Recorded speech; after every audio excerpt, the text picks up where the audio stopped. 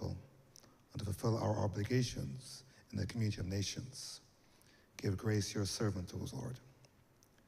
And finally, teach our people to rely on your strength, to accept their responsibilities to their fellow citizens.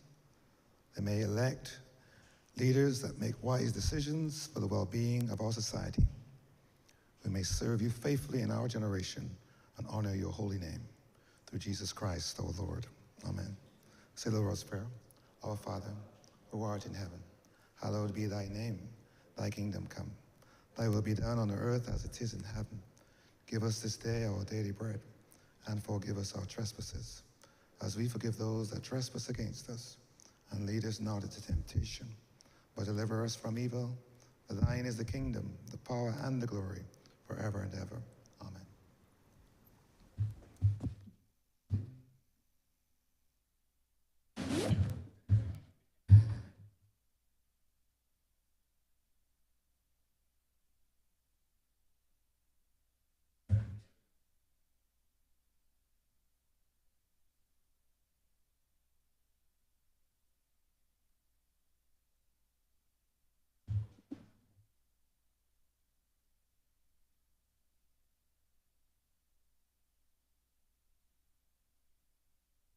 This House is in session.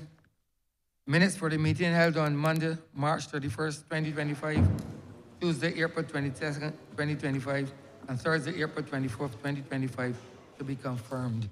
Honourable Leader, Government Business. Thank you, Mr. Speaker. I beg to move that the aforesaid minutes be confirmed. Questions that the aforementioned minutes be confirmed. All those honourable members in favor, please say aye. Those against, please say no. We think the ayes have it. The aforementioned minutes are hereby confirmed. Minutes for the meeting held on Tuesday, July 1st, 2025, to be deferred. Honourable Leader, Government Business. Mr. Speaker, I beg to move that the aforesaid minutes be deferred. Questions that the aforementioned minutes be deferred. All those honourable members in favor, please say aye. Those against, please say no. The aforementioned minutes are hereby deferred.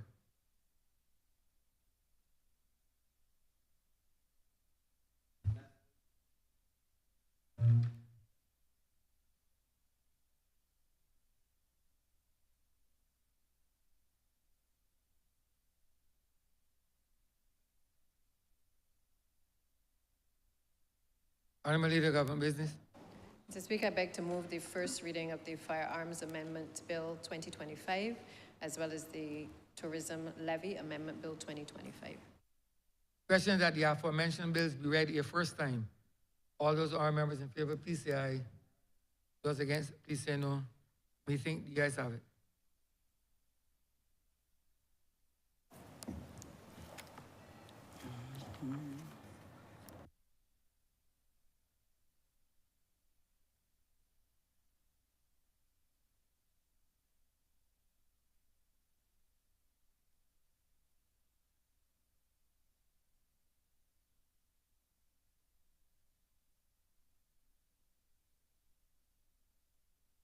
Honourable Leader, Government Business.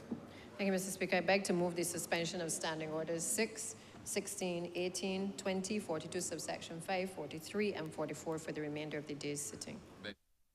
Question that the aforementioned standing orders be suspended for the remainder of the day's sitting. All those honourable members in favor, please say aye. Those against, please say no. We think the ayes have it. The aforementioned standing orders are hereby suspended for the remainder of the day's sitting. Government Business, sir. Government Business is the order of the day. Sir, before Government Business, withdrawal of bills. Honourable Leader, Government Business. Thank you, Mr. Speaker. There are two orders on the order paper, Order 1 and Order 2. One relates to the Barbados Metrology Bill, which would have been laid in 2022, as well as the Copyright Bill 2023. Both ministers who will be leading these debates are now in the Senate, and I therefore beg to move the withdrawal of these two bills, which will at a later stage be replaced in the Senate chamber. Question is that order number 1 and order number 2 be withdrawn. All those honourable members in favor, please say aye. Those against, please say no. We think the ayes have it. Orders number 1 and number 2 are withdrawn. Order number 12, sir. in the name of the Honourable Minister of Housing, Lands and Maintenance, to move the passing of a resolution to approve, in accordance with Section 5 of the Land Acquisition Act, Chapter 228, the compulsory acquisition by the state of the parcels of land situate at Windsor and Lower Grays Junction in the parishes of St. George and Christchurch in this island, and more particularly described in the schedules for the public purpose of the construction of a roundabout. Honourable member for St. George South. Thank you, Mr. Speaker. I rise to introduce this resolution to acquire 7 parcels of land totaling 20,254.5 square meters, roughly around 5 acres of land at this junction of the Windsor and Lower Graves in the parish of St. George and Christchurch for the purpose of a roundabout. But let me, I rise in a solemn mood because those of you who know me know that I'm a cricketer and I lost twice this weekend. I lost at Kensington and West Indies lost, but Mr. Speaker,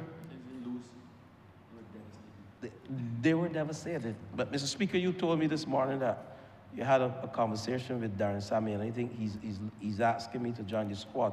I can join the squad, Mr. Speaker, but let me get on with this business of the day first, and then we can discuss me joining the squad. Mr. Speaker, members of Parliament, this site at Windsor Brighton is located, they have here 1.5 kilometers east of Border Hall Police Station, heading east on Highway 5. And Mr. Speaker, on Thursday, I received a call from my colleague, member for St. Michael Southeast, who informed me that an accident occurred at that junction on Friday. That was after we had a pretty meaningful discussion about this acquisition of land that started back in 2010 by the last administration. And indeed, I often say when there's something in the interest of public safety, we should have no political divide, nor no quarrels on matters of public safety and health, and indeed protecting our citizens. This junction, over the years, Mr. Speaker, we have had a number of accidents, incidents, and also fatalities, road fatalities, as a result of vehicular accident at this junction. And when you approach this junction, Mr. Speaker, coming from the Border Hall Police Station, as you get to the junction, you have on your left, heading north to Brighton Plantation, and on your right, you're heading to Lower Graves. That will take you to the airport. And it's a very dangerous junction, and I know both successive governments have tried to acquire this land, and this is 15 years we've been trying to bring some respectability to this problem. And in 2022, officers from the Barbados Police Service and Fire Service and personnel from the ambulance service responded to a mass casualty situation in which we had some 25 persons sustain injuries around 7:15 p.m. And this junction, Mr. Speaker, is dear to me as well because I had a friend. I had to respond to an accident there, a very close friend of mine, and who lives in the Lower Graves area as well one night. So over the years, we've seen a number of major accidents. And they're not just accidents, because when you have an accident, Mr. Speaker, an accident where you see personnel, not pedestrians, persons in their motor vehicles going on their merry way, and someone comes out from a junction that is blind, we call it a blind junction, coming south from Lower Graves, and they have a T-bone turn to the right, or you can make a left turn, or you can go straight. And that's where the majority of the accidents occur. Persons approaching the forecross there at Windsor Brighton, coming from the low grade section, which is a blind corner, or a blind section of the intersection. And when you have these accidents, Mr. Speaker, it impacts the healthcare sector, because we spend a lot of money in healthcare, and we have to do that because it's a right as well. But it also impacts the quality of family life, because when you have the head of the household, or even any member child who indeed travels in a vehicle, and you come to any junction, not just Windsor Brighton Junction, but across Barbados, and you have a vehicular accident, not even at a junction, and you're hospitalized, it impacts families. So this resolution, though it may seem simple, is indeed critical to allow the smooth flow of traffic, to enhance productivity as well, because when we have vehicular accidents, they're human beings. They're not animals, and even animals as well we have to protect. But they're human beings sometimes who are going to work, and indeed they don't get to their place of work. Some don't even get back home if it is a road fatality. So the importance of road safety to our sustainability must not be underscored. And the safety of our roads, Mr. Speaker, is of paramount importance to this government, given its impact on public health. I mentioned economic productivity and the overall well-being of residents and entire communities, because when we have accidents and we have persons from communities, from churches, persons, your neighbor is also impacted. So this impacts the entire society, accidents. And there have been an increasing number of vehicles on our road. I'm speaking to my senior minister, member for Christchurch West. He estimates that we have 140,000 cars on our roads. Vehicles, on our roads. And this has raised concerns regarding an increase on collision rates, because the more vehicles you have on our roads, the more collision, the risk, because the risk is the likelihood of something occurring by the severity. So the risk increases as you have the increasing number of vehicles on our road. And the majority, though, of these accidents that we're speaking of tend to occur at busy intersections, such as the one that I mentioned in the Windsor Junction and Low Grades, and also the Turnpike Junction. And I can speak to some other areas in St. George. I'm not being parochial here, but when you journey north from the Turnpike and you're heading to St. Joseph, there's the Groves Junction. That junction leads to St. Joseph and also St. John through the district called Sweet Vale. And we had a number of accidents there. Mr. Speaker, I regret that we're going to have to come back to Parliament, because we are actively working on the resolution to approve the land acquisition to have a second roundabout, and that will be the one at Groves. And I know the member for St. Michael Southeast, we spoke about this only this morning, because that one should reach Parliament as soon as possible. I hate to use those terms, cabinet approving and then it reaching Parliament, but that's the truth.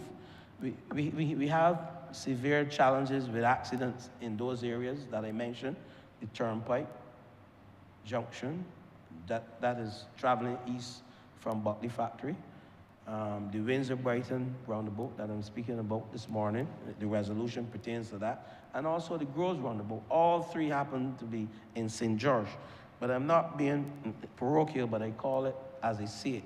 We have other areas across the country that I know traffic management plans by the Ministry of Transport and Works are in train to address some of the vehicular challenges that we get as a result of the number of cars on the road, over 140. So, Mr. Speaker, we're also seeing an increasing expansion in housing developments as well across this country, and increasing vehicular congestion, and the need for safer and more efficient road network as necessitated innovative traffic management solutions. And Mr. Speaker, there is a section of this country that I frequent, traveling north, and I know that the former minister member for Christchurch West, it was his view to signalize that intersection. And signalize means placing lights at that intersection. And indeed, I am not the traffic engineer for MTW, Ministry of Transport and Works, but they do their studies to determine what is the most appropriate strategy, whether roundabout, whether signalizing, but indeed to allow smoother traffic and to reduce the number of accidents in this country. And it can be found, though, that in general, traditional signalized intersection can also contribute to traffic delays and higher accident rates. And while I will not go into my preference of a roundabout versus signalizing, there are times when you have to signalize, and there are times when you have to place roundabouts. But the integration of traffic roundabouts offer a proven, cost-effective and sustainable alternative that aligns with national infrastructure, transport, and housing goals. And why I say that? The cost of a roundabout, the long-term maintenance cost, there's no real long-term maintenance cost other than really beautifying the roundabout, which adds to the aesthetics of the community. But we know when you sectionalize a roundabout, an intersection, there's a cost of electricity and there's a long-term maintenance cost. And I'm not getting into the debate, like I said, but I'm just giving you the options and reasons why the Ministry of Transport and Works at times would say to you, we will place a roundabout at this section, or at another time they will say, we will signalize this intersection, and that's their purview, and I'm not getting into that. That's not my forte at this stage. It used to be, because part of my studies coming out of St. Augustine looked at traffic management. And indeed, I'm no rookie to the area, but I vow not to get into that debate today. Only to say that I am happy that this resolution has reached this far to allow the Windsor Brighton and the residents of the area to see an improvement, especially the Lower Graves area. I know the residents of Lower Graves in the constituency that I represent would be happy to hear this morning that we are indeed approving the acquisition of close to 5 acres of land to commence the work on this roundabout. But, Mr. Speaker, there are some benefits of roundabouts that I will get into briefly. And across jurisdictions globally, roundabouts have been embraced as modern traffic solutions due to their safety and performance advantages. Like I said earlier, their value extends beyond transport efficiency and helping to influence residential planning, I said, public safety, economic growth, and indeed the urban aesthetics. And we know very well as new housing developments emerge, there's a need for resilient and scalable traffic infrastructure. That becomes imperative, as the guys will say, that becomes axiomatic. That's the word you use, Mr. Speaker, axiomatic. Now, roundabouts are not merely traffic tools. I said earlier, they are strategic infrastructure assets that support a broader development goal. And while, Mr. Speaker, there are no statistics that I have on the injuries or fatalities, specifically at roundabouts in this country, I don't have those statistics. But what I can say, there's some benchmark internationally that suggests the improvements in roundabout design and driver compliance could reduce overall collision by about 37%, can reduce injury crashes by up to 75%, and can reduce fatal crashes by around 90% compared to signalized intersection, and that is global benchmarks. And I touched the member for Christchurch West because I know where his preference is. But Mr. Speaker, there is greater need for traffic management in this country. This government has been trying its best to improve traffic management, to improve traffic flow, to enhance safety, and better for pedestrians and cyclists. We have seen a number of accidents increase as it relates to cyclists in this country. There's also environmental benefits for having roundabouts, and I can just mention it briefly. Fewer stops and starts, Mr. Speaker, for a vehicle mean that there's less idling and there's less use of fuel and also emissions. So the less you stop, Mr. Speaker, members of Parliament, the less fuel you use, the less emissions. So this contributes, Mr. Speaker, to better air quality and lowering the carbon footprint in urban areas. I also mentioned, Mr. Speaker, the lowering of operation and maintenance costs, as well as community benefits in terms of beautification.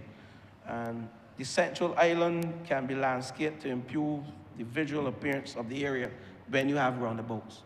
Presently, there's a small roundabout at French's in St. George, the area that I represent. And I applaud the lady who worked at NCC, who's now retired. She beautifies that area single-handedly with plants.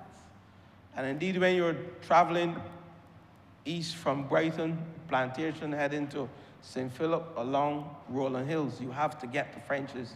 And as you look to your left, just above Melverton Christian Mission Church, you will see a beautiful roundabout, very small roundabout, but it is decorated with plants and the flora. The member for Christchurch West Central, I think he has been there with me, and he too was impressed because you know how he feels about flora and fauna, not only himself, but us as well.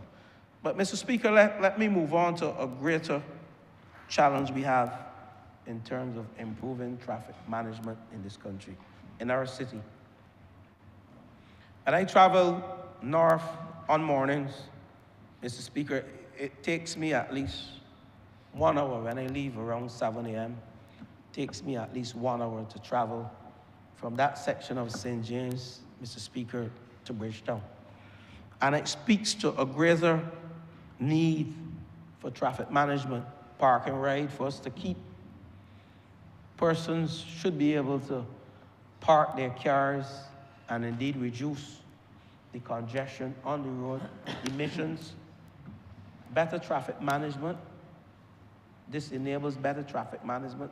So the whole ferry system that we spoke about many, many years, Mr. Speaker, I know that the member for St. Michael Southeast is actively looking at ways to reduce the congestion of traffic on our roads. And it is one of the areas that was mentioned by Trieste. And those of you who know, when I go back to Trieste, that's years ago, and I read Trieste reports, and those reports speak to, and they're still active reports, speak to the use of ferry system to allow better traffic management, to reduce the carbon footprint and the air quality on our roads. So, Madam Deputy Speaker, Mr. Speaker, I just heard the voice of the former Deputy Speaker, and I call her a member for St. Thomas. But, Mr. Speaker, when we speak about reducing the congestion on our roads, we have to indeed look at modern systems of parking and riding. As we travel north, and I'm saying north, not only from the north, but from the east. If you travel from St. Philip on mornings around 7 or 8 o'clock, you see the lines of traffic, and we say they are creeping. They travel at less than 15 miles per hour for over 1 hour to get from the destination in the eastern section to central Barbados. So there's a need for more park and ride systems in this country. And I know that this government, while I mentioned that, I must also say that this government has plans, indeed, and you will see some of these plans being rolled out now. Within the next couple of weeks, we have Carrie Festa here, and I know we met the member for Christchurch West, the member for St. Michael's Southeast as well, who has the portfolio to address these challenges. We met and we looked at ways in which we can reduce or get persons to their destinations faster, and park and ride systems are indeed the most easy option, or the more easy option, to allow persons to indeed enjoy Carrie Festa as they ought to. Now, this debate, Mr. Speaker, I will wrap up shortly, but I'm hoping that persons will see the need for a greater roll-out plan for traffic management in this country. When we travel through Bridgetown, we see too many cars in the city. And if you travel internationally, you take a plane and you go in some modern cities, you see persons utilizing bicycles, you see persons utilizing more park and ride systems. And I think for us, in an effort to reduce the carbon footprint, and in our goal, our 2030 goal, to become carbon neutral, we indeed have to address the traffic management challenges with the increasing number of cars. As we build houses, you see more cars coming into our society. One thing we had some 80,000 cars, and we have nearly doubled within the past 10 years. And indeed, that will increase, because as you build houses, Mr. Speaker, families see the need to move from their place of abode to take their children to school, from their place of abode to get to work. And we have to come up quickly, Mr. Speaker, with a plan to address the traffic congestion on our roads, not only by signalizing intersection or by roundabouts, but a greater traffic management plan that I know the member for St. Michael's Southeast will speak to. But I will end off by thanking the member for St. Michael's Southeast, who worked with us to get this 15-year project, bring it to some respectability. Indeed, I understand that within a month or two, the work should start at Windsor-Brighton roundabout, and that will bring some ease to the residents who indeed fear for their lives as they travel along that section within a few months, right? Yeah. Yes. Let me correct myself. The process of tendering, thank you, member for St. Michael's Southeast. We are now going through the process of tendering, and indeed that takes sometimes as long as 2 months. So we're hoping that after the tendering process, we can see some work commencing at that Windsor-Brighton roundabout. And of course, Groves as well, because we had expected to debate both of these, both Groves roundabout and the Windsor-Brighton roundabout, but unfortunately we only have the Windsor roundabout here. But I'd say to the residents of Sweet Vale and those persons heading to St. Joseph and those persons in the area of Groves, that soon to be will be a roundabout at that junction. So fret not thyself. This government is working to indeed improve traffic management in this country. Through, I know there is a proposed car park, high-rise car park for the south of the island. I wouldn't go further to speak on that, because that is discussion, you know, a preliminary discussion. I happened to be in a meeting where we looked at an area on the southern section of the country, and the member for Christchurch West, who's responsible for infrastructure, he too sat into that meeting. So there are plans by this government to improve traffic congestion, to improve the safety of our pedestrians, as well as persons who use our roads.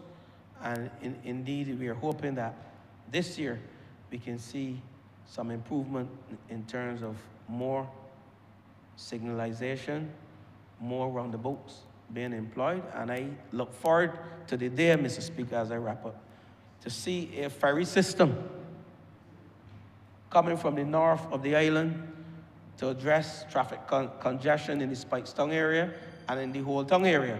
And I also look forward, Mr. Speaker, in the very near future, to see something similar in the southern section to indeed assist those persons coming from St. Philip and the Christchurch area to allow persons to reach to school early and improve productivity, because when persons get to their place of work early, that's an improvement in productivity. And indeed, I sympathize with some persons who have to take the public transport, because we have to compete. The public transport has to compete with the vehicular traffic, the cars traveling on the roads of this country. So a wider traffic management plan, the member for St. Michael Southeast will speak to that. But Mr. Speaker, as I end off, I support the introduction of the acquisition of land into this Parliament. 20,000 is 20,000 to be specific, 20,254.5 square meters, which is approximately 5 acres. The Attorney General has certified the resolution as being in order for consideration by this Honourable House. It is therefore hereby proposed that this resolution do now pass. I thank you, Speaker.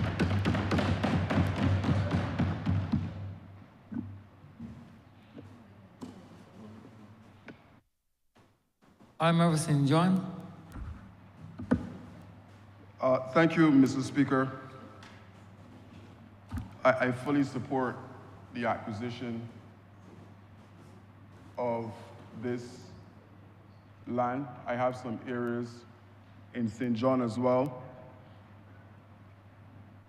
But, Mr. Speaker, I rise today fairly angry, first as a father, second as a Minister of Youth, and also as the MP for St. John.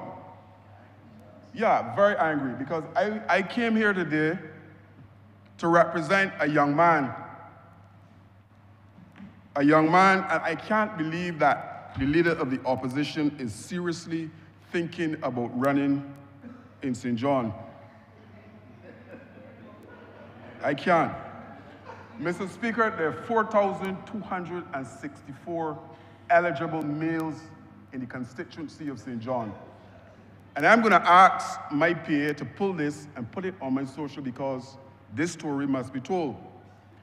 And I'm speaking directly to the leader of the opposition.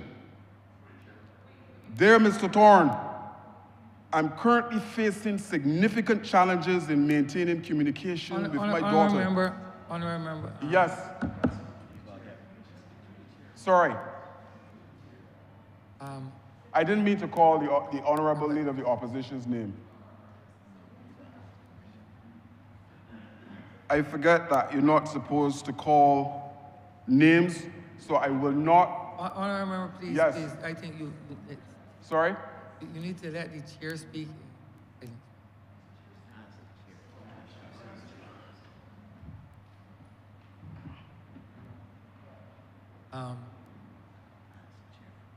Obviously, it's not proper procedure to call the name of the honourable member in that form, in that way. That is yes, sir. And I notice that you're opting to read, this is not permissible as it relates to the standing orders, because I see you're reading a letter or something, I remember, but you're not so permitted to do. It is against the standing orders to so do. Yes, abide by the requisite standing order. You're not allowed to so do, Honourable Member for St. John. Continue. All right. Mr. Speaker, so you're saying that I should ask permission to call Adiko Calamore's name? No, but that's not the. That is not in compliance with the standing order. So noted. So noted. So you Mr. Speaker. Hold on, sir. The standing order would permit you to summarize what is said or whatever, but you cannot address it in that manner, honourable member. You cannot. Thank you, Mr. Speaker.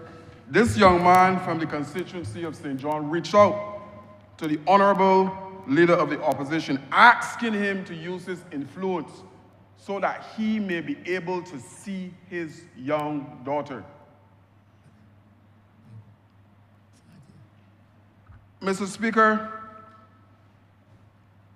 I know that the chamber, and like I said, I'm going to be brief on this, the chamber may be asking, how can the leader of the opposition influence a young lady to have the father of her child see that child? But the influence is deep because the leader of the opposition made the said young lady a candidate for the next election. Honourable member, it is not. Honourable member, it's not oftentimes that I would have to interject.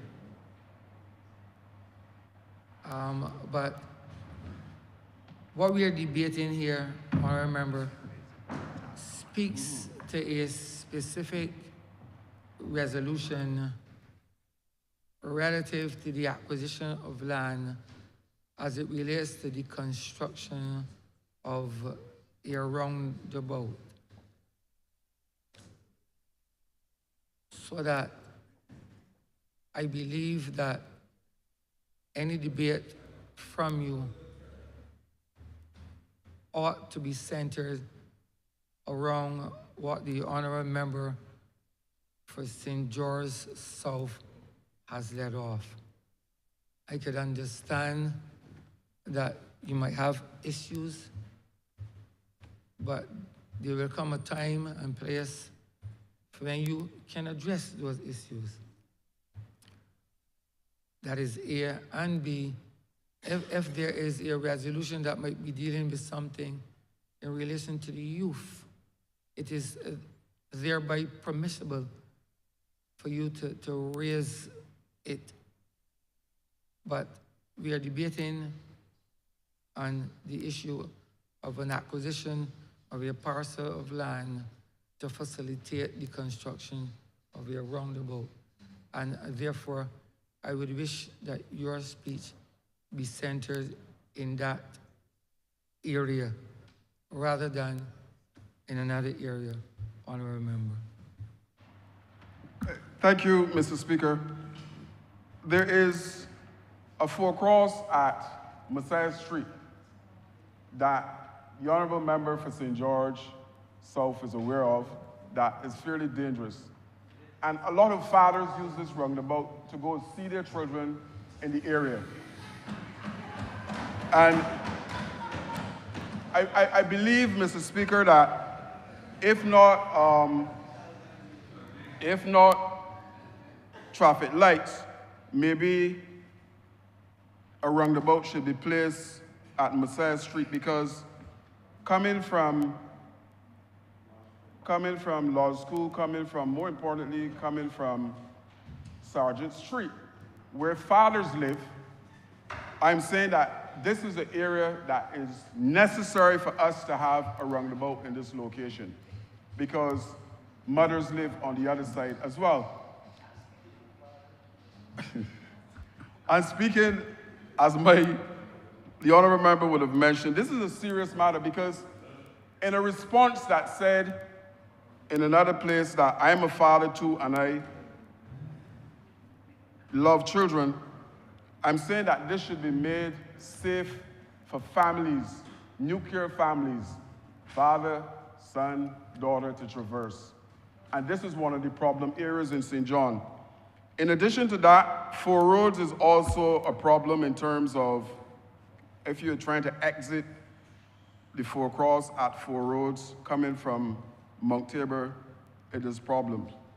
Another area that fathers traverse as well.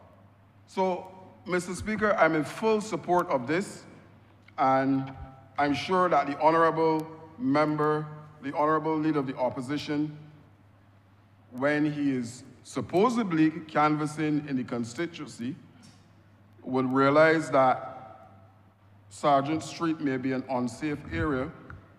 There's no roundabout, but he would support having one at Messiah Street. Mr. Speaker, I'm obliged.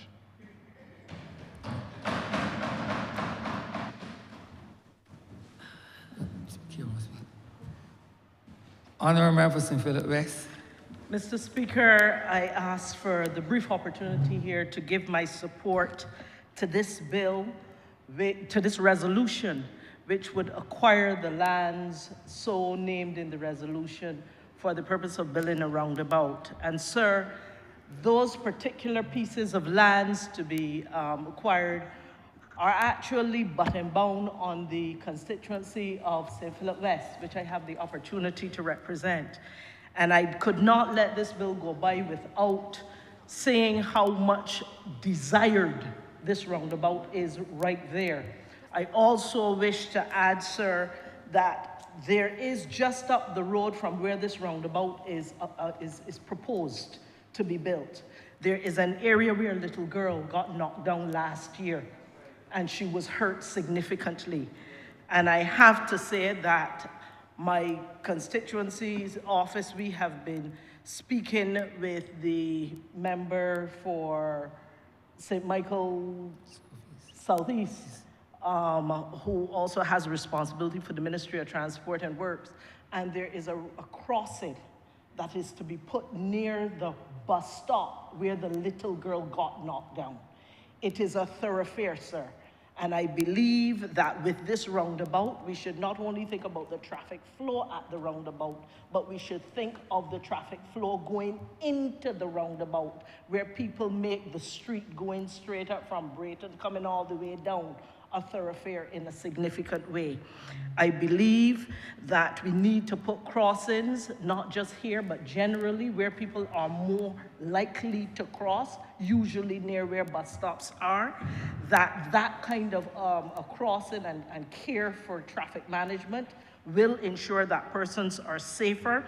And it also encourages motorists to yield, because when they can anticipate where that crossing is going to be, many of them will adjust their speeds. And so, sir, I give my support to this bill because of its contribution to the flow of traffic and traffic management that is much needed in the area.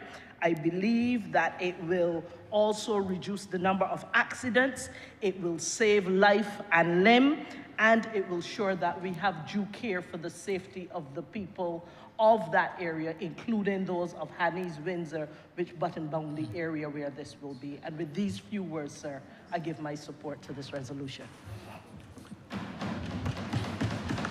Honourable Member for St. Michael Southeast. Thank you, Honourable Speaker. I too rise to support this acquisition by the Honourable Minister. As he would have introduced the resolution, he spoke to a number of, I think, months of running his ministry down and himself to get us to this point today. And ironically, on the last Thursday, we were finally able to get the acquisition before, the resolution before the cabinet. And Friday afternoon, I was on my way to get my hair cut in St. George, and I had the misfortune of having to turn around because of the very said accident at Windsor Brighton. I don't want to say what my message to the Honourable Minister then said, but I was most grateful that at least we had taken the steps over the last few months to be able to get the resolution before Cabinet, and certainly that there were no casualties as a result of the accident. I do feel the misfortune, obviously, when accidents of this nature happen, particularly at junctions that have been long-standing and problematic across the country. And it is certainly not lost on myself or certainly the Cabinet or the other members of the ministry when we know that there are areas where there needs to be some adjustments or there needs to be some design work, but it feels sometimes that you haven't moved fast enough to be able to ensure that the designs are done or the tendering has been completed. So I do accept that from 2010 when this would have started, and I think the Honourable Ministers indicated, obviously it has straddled both administrations, so this is, again, not a debate of pointing fingers, but I think that this speaks to a process that really has taken far too long in bringing this issue to this place to be able to do the acquisition. When I became Minister, it was against a background where we'd been hearing a lot about the Windsor-Brighton roundabout being put in place. The member for St. Andrew and myself raised this in several meetings in relation to why the process had not been moved along. We then discovered that over the course of the previous years, there had been some disputes regarding the contract. There were some variations that were done to the roundabout, and perhaps what the minister didn't allude to was that the initial acquisition which had been started was for 4 parcels of land for this particular project, but we later realized that a larger portion of the land would actually be required in order to be able to scale up the design for that particular area. And in truth and in fact, a number of the lands that we have acquired, really nothing else can happen in those spaces. So our acquisition was to take into account the design, but also the fact that the entities that we are acquiring the lands from, that it would be better to take in the entire space, which would allow us to be able to do a proper design for that space. I think there's a recognition that because of the flow of traffic coming from the rural areas, that there have been concerns in terms of people being able to see properly at the various junctions. Oftentimes people don't know who should go first. They approach cautiously, but then they find themselves perhaps caught in blind spots because of vehicles approaching from either side. And of course, sometimes people panic in the process of being able to determine how to traverse the particular junction. So I'm glad that after the last year, certainly we've been able to resolve the issues. Unfortunately, the person who actually did the design work on the project has since died. And that, obviously, prior to his death, we were caught in a whole legal battle regarding the compensation for the services that were rendered. So it is unfortunate that it has taken this long, but I'm pleased today to know that we have seen the process through. And we've seen the process through because the issue of road safety is of concern, certainly to myself, it's of concern to the ministry, it's of concern to the wider government as well. There are a number of acquisitions. The Honourable Minister spoke of the issue of groves as well, which we had hoped to get here today. But we anticipate that groves will shortly be able to be brought by way of resolution as well for the acquisition of the lands. That will also involve the Sweetvale Road design as well, because we're not just going to be doing the groves area in terms of the roundabout, but it has also led us to improve the conditions of the road in and around the groves area. And that groves project, we estimate at this point, in addition to the roundabout and the improvements to the road, is probably going to be around about a $5 million in terms of the project. I state that, Mr. Speaker, because I think it is important for people to understand the process, but also understand that while the call is often made for the improvements, there are a few steps that have to be taken for us to get to this point, whether it is design, going out to tender, and of course, bill of quantities, being able to make sure that we know what these things are actually going to cost. The good news is that we have the designs for both the Windsor-Brighton roundabout. We also have the designs completed for the Groves roundabout as well. And once we have received the acquisition, actually we can go ahead in terms of actually doing the tender, but we've got the designs before the Chief Procurement Officer into the bonfire system with a view to being able to have a date schedule for us to be able to have that uploaded for contractors to be able to tender, to be able to construct both roundabouts and also the design for the actual road. So I stand here today certainly very pleased that we have started this process. We've been dusting off a number of long-standing matters in the Ministry of Transport and Works that have been raised by the public, it's been raised by the MPs, it's been raised at the Parish Speaks, it's been raised in social media, and we are paying attention to those concerns that have been raised. We may not be able to get to every single issue in the time frame that people would like, but I give the assurance that we have been working through a lot of these long-standing matters, certainly that I came to the ministry and I found, and trying to dust them off the shelves and make sure that we are able to do the necessary procurement, the necessary tendering in order to speed up the process. I can also say that on previous occasions I have made the request in this place and elsewhere for the engagement of a procurement officer to assist the ministry in speeding up the processes of tendering. And we have received that individual, and that is why we're able, over the last few months, to be able to accelerate the amount of tendering that is done by MTW, because we were deficient in moving things from design to actual tender stage. And of course, our methodology now is more to have supervision being done both internally and externally of a number of these projects to be able to see them through. Parliamentary Secretary and Honourable Member for St. Andrew will speak, I believe, to a wider project, which is one that is very near and dear to my heart, which is to see the transformation of the roundabouts across the country. I believe we have almost 150 roundabouts under our belt.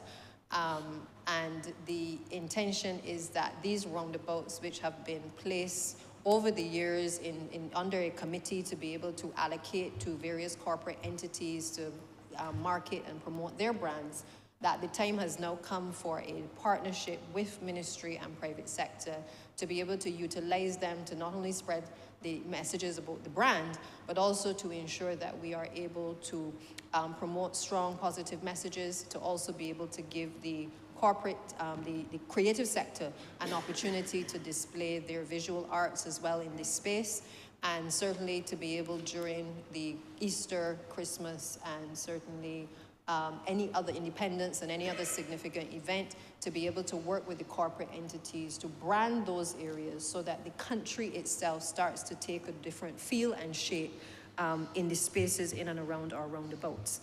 But we're not just working on roundabouts. We are mindful that the area going up by St. David's is a major concern as well, and I know that that is the junction by St. David's is another major priority. And once we're able to get these two projects off of the ground, the intention is to move quickly to be able to get the designs completed so that we can move to improve the solutions at that particular junction. I hear the Honourable Member for St. John in the midst of his presentation, the cries for Messiah Street and improvements there as well as 4 roads. And I'm sure if we ask every single member of Parliament this morning to list and identify a roundabout where it's needed or a road improvement that is needed, we can create a nice long list to flood the newspapers tomorrow.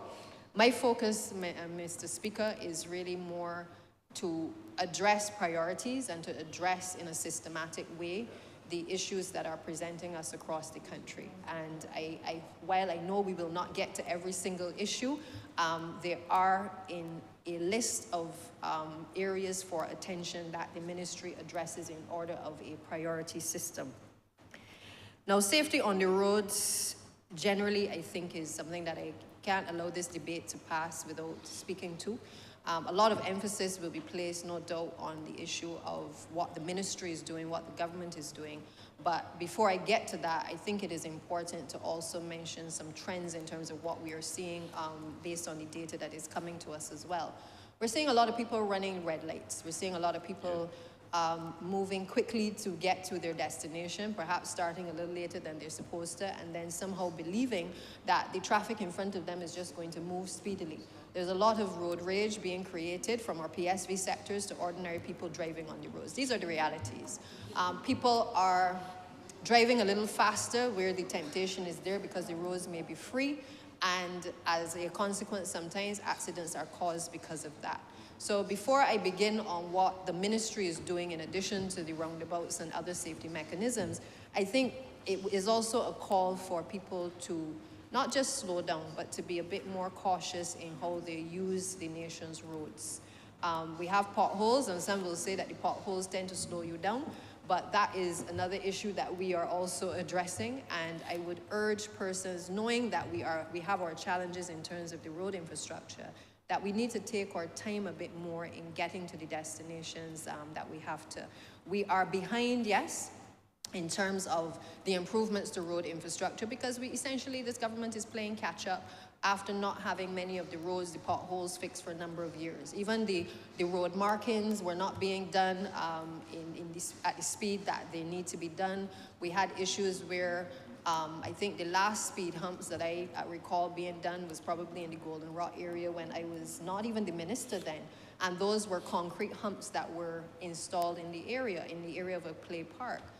We have moved away from that particular methodology in terms of using the concrete structures, and the ministry is currently exploring a type of speed hump which you would see perhaps more in like the Coverley area and in some of the residential developments, where we would have a more rubber mapped speed hump that can be used in and around residential communities, in and around our schools, in and around our community centers.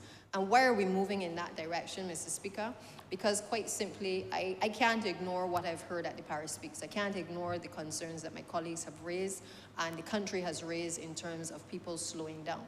Every time that we build a new road, there is an automatic request across the country for speed humps to be installed. And while it is that we will not install speed humps as a calming measure on every highway or on every major road, the reality is that there are some areas that we believe are now necessary for us to explore this type of system to be able to help us to do some traffic calming across communities. And I'm sure that each of the members of parliament can certainly identify even where there are some who are not sure exactly where they're running. I'm sure that they can perhaps, pick and choose a couple of areas that constituents may have commented that may be required to have these types of traffic calming measures. Now, that's not the only type of traffic calming measure, but it is one that we feel in the interim can certainly give a great uptake in addressing some of the concerns that have been raised. I recall saying to my staff that when they solved one issue in terms of speed humps along the Golden Rock Main Road, the commuters then took the Stratford Hill area, and there are no speed humps on that road. But what we have is a number of little children who, because it's a densely populated area, are traversing that area, sometimes running out of their homes to get to the play park, and there are no attendant speed humps in that particular road. Now, these are the types of things that I believe that this type of measure is going to be designed to be able to address in the short term, while we look at all of the other mechanisms for being able to slow traffic across the country. The other area is in relation to streetlights. I haven't heard anyone mention it as yet, but again, streetlights is also another mechanism that we have used and continue to use in relation to road safety. Now, our relationship with the Barbados Light and Power allows for us to be able to indicate to them where the areas are that we would want to see additional lights on poles. The ministry has also explored the issue of the solar lighting to be able to address the blind spots that we have in a number of areas. And in recent times, we have also had the Barbados Police Service raise with us a number of specific roads and areas, corners and stuff. Not only that we as a ministry have had to designate resources to clean, to ensure that people can traverse easily and people can see what is happening in their communities, but also they've highlighted the need for street lights to be in place in some of those areas. So our approach going forward from a road safety methodology is really not just to have the traditional lighting and improvements in traditional areas using the lights from Light and Power, but also to have a program which allows for us to be able to use the solar lighting within the inner communities and even on the roads where we have been building out. So for instance, you may start to see some within the Scotland district because we are spending a lot of money in the Scotland district making improvements to the road infrastructure. But road infrastructure on its own is not just the improvements is not the be all and end all. We also have to take into account things like the bus stops, the sidewalks. We have to look at the road markings. We have to put down the cat eyes. And of course, the biggest issue is also making the countryside come alive by the introduction of lighting. So the countryside does not have to feel as though it is not just have been neglected, but that it is isolated because it does not have the appropriate lighting in place in those communities. We also are mindful of the area that was mentioned by the Honourable Member who spoke before me in relation to the Hannes-Windsor area where the child was knocked down. We've seen a few of those recently. Again, it goes back to my earlier point that we also need to ensure that drivers are a bit more vigilant on the roads. We expect children to do things impulsively, and therefore, as drivers, we have to anticipate that there may be a child coming across the road. Equally, the ministry has been ramping up its road marking program. In particular, you will see a lot of activity around the time when children go back to school to make sure that when they start the school term that the road markings are in place. Can we improve on this? Yes, I believe we can. And we've been exploring whether we may need to outsource some of the works that are done across the ministry in relation to road markings and other things that are pretty simple for people to do, but will follow the standards of the Ministry of Transport and Works. So those road markings, we have also partnered with some of the persons in the private sector. I believe that launch will happen very shortly, but we are not operating in a vacuum. We've had very good corporate entities coming on board to work with us to supply paints to be able to allow the ministry to advance its program. And we encourage corporate entities to continue to come on board so that we can accelerate the number of teams that we can put on the road to be able to get these road markings done in short order as well. The other area that that I'm mindful of, and I think I should mention this, is the Lodge Road area, because again, I recall having a management meeting recently, this is Lodge Road in Christchurch, to raise the issue of concerns that have been previously raised in relation to the Lodge Road community. A number of people had lost their lives on that road. A number of accidents have also taken place there. And I would have indicated previously that when we were doing the Mill and Pave program, one of the things that we had looked at was whether we could have included the Lodge Road, Christchurch area on our list. The challenge was that it required significant means replacement and improved, obviously, lighting and sidewalks in that area. And the other thing that it's going to require is acquisition of lands, because in order to widen the road, in order to be able to accommodate the sidewalks, whether on one side or both sides of the road, there's going to have to be some acquisition. The project has to be designed before we can build it. And therefore, there is a process that must take place, just as we have done on the road roundabouts and on other roads, to ensure that we give the commuters the opportunity to have a decent surface that they can drive on. So one of the things that we have done as an interim measure is that we are waiting the Light and Power to be able to install some lights from the corner by Gall Hill, going all up to where the industrial park is by the roundabout, to improve the lighting on that area. That is irrespective of the fact that the designs still have to be done for Lodge Road, and that will be done under a design and build. The good news is that the design and build for this project is also going out in the tender for the Groves roundabout as well as the Windsor-Brighton roundabout. So they're all in a batch together for tendering. So really, the ball is now in the Chief Procurement Officer's court for her to be able to allocate a date so that the tender documents can certainly be uploaded so that the contractors can tender for those designs. But that area is like many others in the country where it didn't obviously start out being so high traffic. Since that area would have emerged, we would have had a lot of industrial activity in the industrial estate. We've also seen the increase in traffic coming from the Oystons area. You have the school also within the surrounding community. And then traffic comes off of the ABC highway and takes the connecting road to come down Lodge Road to get to all of the other areas along that stretch.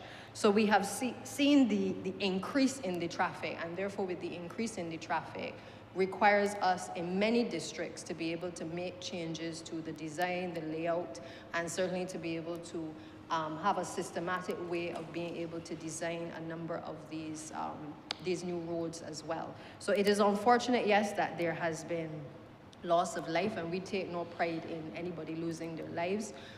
But we are working in the ministry to knock off a number of these long-standing issues that have caused accidents and that has caused a loss of life. Now, what does that mean for the rest of Barbados? It means that while we prioritize these, it means that there are some roads and some residential roads that will not get the attention, because if we have to prioritize, I'm telling you straight, Mr. Speaker, we're going to prioritize those areas where they have been of significant concern to the general public.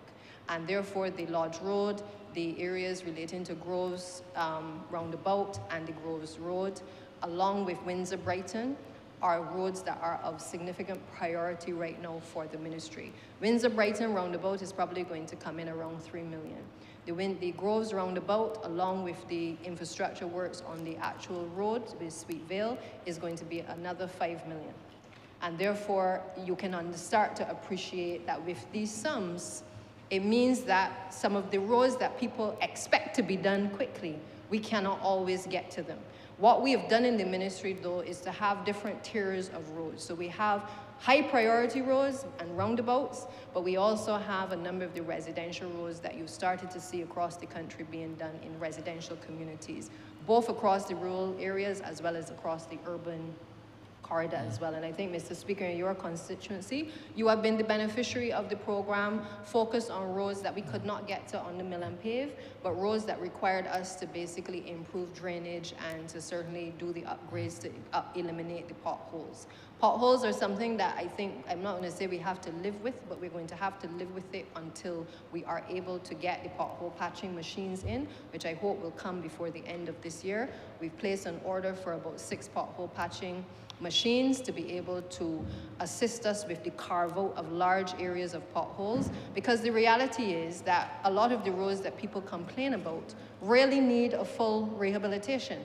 It is not just a simple cutout of a pothole and fix it temporarily, but the truth is that when you look at the long-term cost of the investment into repairing the road, it is a significant cost, and we are trying to get the resources in place to be able to make sure that we can do full rehabilitation of many of the roads. So the pothole program is continuing. We had some issues with the equipment recently, but we have been able to get that back on track.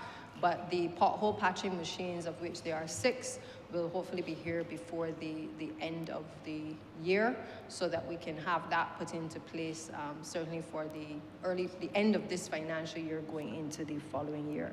So, Mr. Speaker, I believe that today's discussion is really about an investment in public safety.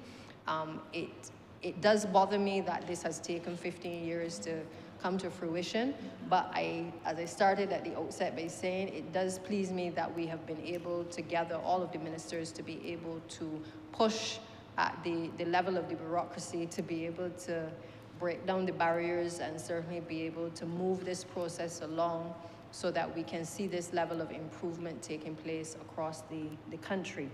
And I believe that accidents must not spur us into action.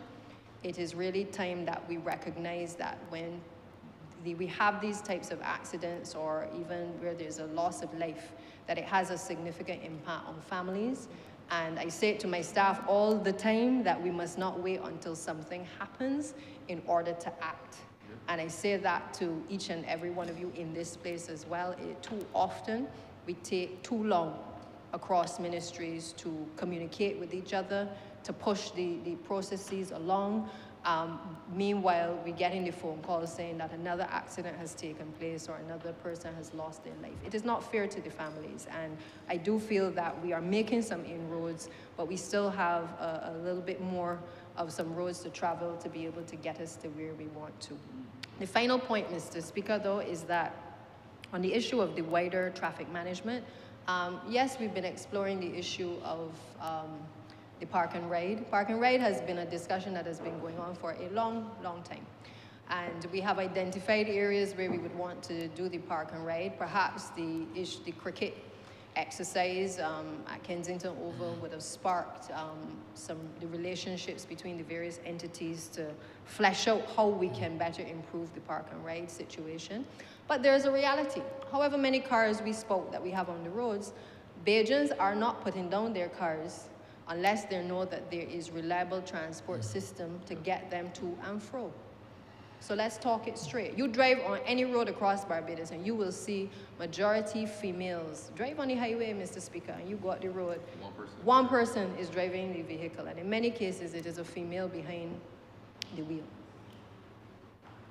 Therefore, it says to me that women in particular will not put down vehicles unless they are comfortable that a bus will come on time, a ZR will come on time, a ZM will come on time. And those are the improvements that we're trying to make to the public transport system. Obviously, you're dealing with a system that has, I would have to say, has been allowed to get away with murder for a long time. But we are trying our best with the introduction of mass transit over the next few months to be able to arrest some of the issues that have been plaguing the system for a long time.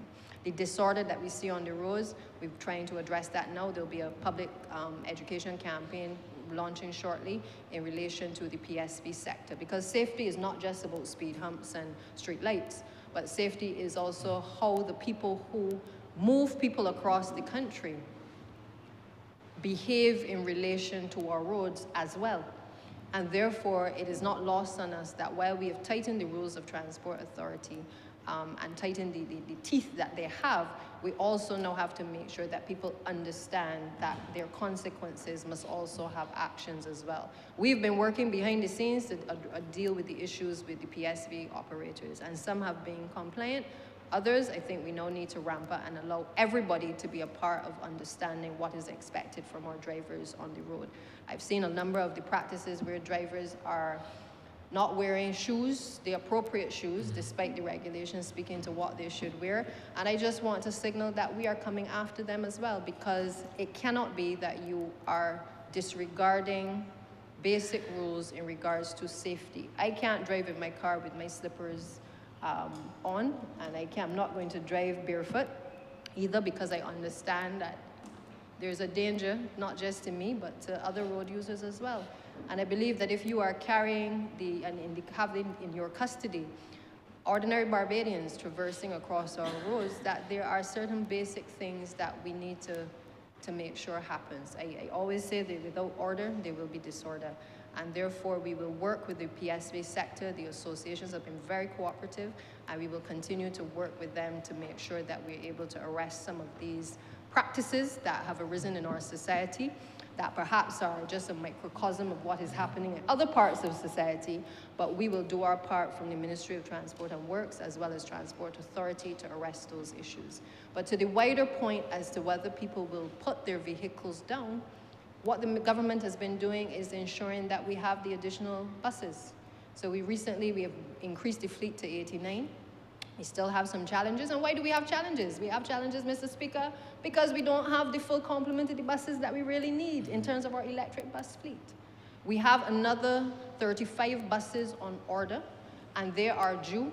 They're in production right now. They are due to arrive in the island in December.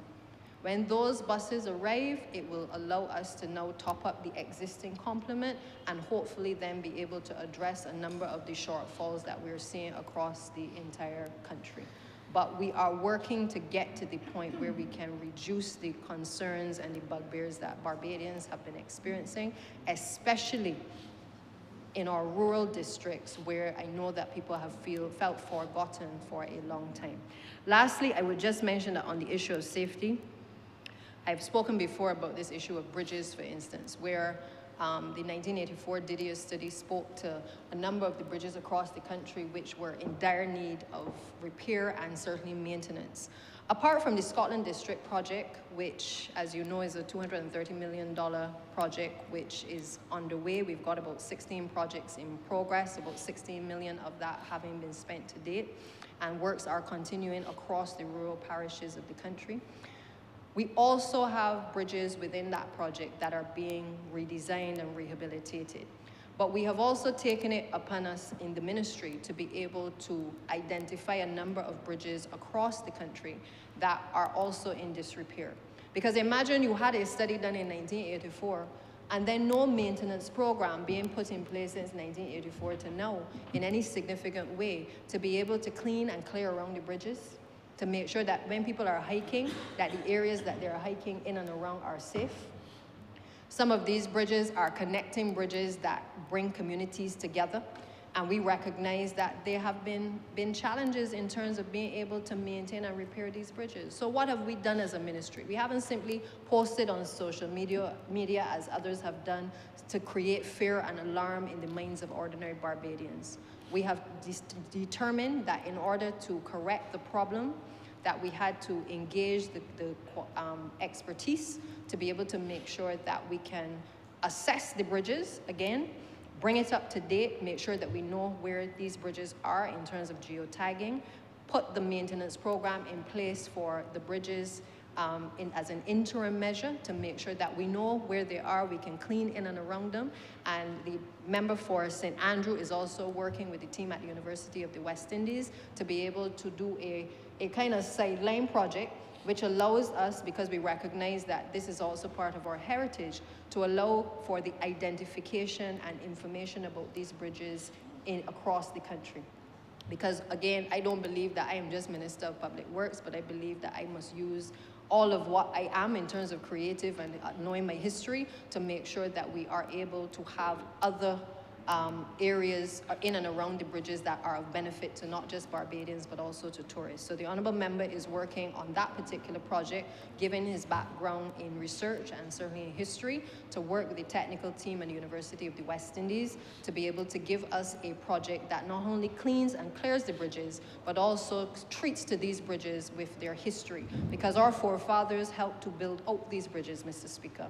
And I believe that there must be a recognition, if you get the opportunity to see some of the handiwork and the work that has been done in and around them, it is something that I believe that we ought to highlight and certainly to cherish wherever we can in terms of the preservation. So that project is ongoing. We've also gone further afield to make sure that we've engaged expertise outside of Barbados to look at another 16 bridges. And those bridges, we've already gotten 3 designs back from the contractor. We are reviewing those designs now, but areas like Dodds Bridge, I think the one up by the Fun Ranch, and others, we have started to look at those where, again, these are areas where the public has said, in every parish speaks, that we have issues in these areas, and we are taking them systematically to be able to address each and every one. So with those few words, Mr. Speaker, I reiterate that this is really an investment in public safety. I would want to thank the Honourable Minister and his team member for St. George South for taking my phone calls at all kinds of hours to be able to move this process along, and certainly for the work done by the former ministers to be able to move the process along. But we're really glad that we're at this point where we can not only do the acquisition of these parcels of land, but also that we can move to the tender stage on not just this, but also all of the other projects that have caused Barbadians a lot of hurt and pain as a result of accidents and certainly loss of life. With those few words, Mr. Speaker, I'm obliged. Honourable for Christchurch West. Thank you very much, Mr. Speaker, and I thank the other members for giving way to me, to give me an opportunity to join in this debate, as I have a funeral that I have to go to quite shortly. Let me first say, Mr. Speaker, that I completely support this resolution. It is absolutely important and long in coming that we were able to put the appropriate measure in place at that junction. And let me say, Mr. Speaker, this road traffic improvement, and as the acting Prime Minister said, investments in road safety is not sexy or exciting. It's not sexy or exciting to the average person. But it becomes exciting and sexy when one of your family members is involved in an accident at that location or any of those locations. It becomes important and exciting when a family member loses their life at a location. I've lost 2 family members on the roads of Barbados, Mr. Speaker. Road safety is always paramount in my mind. Deborah Clark and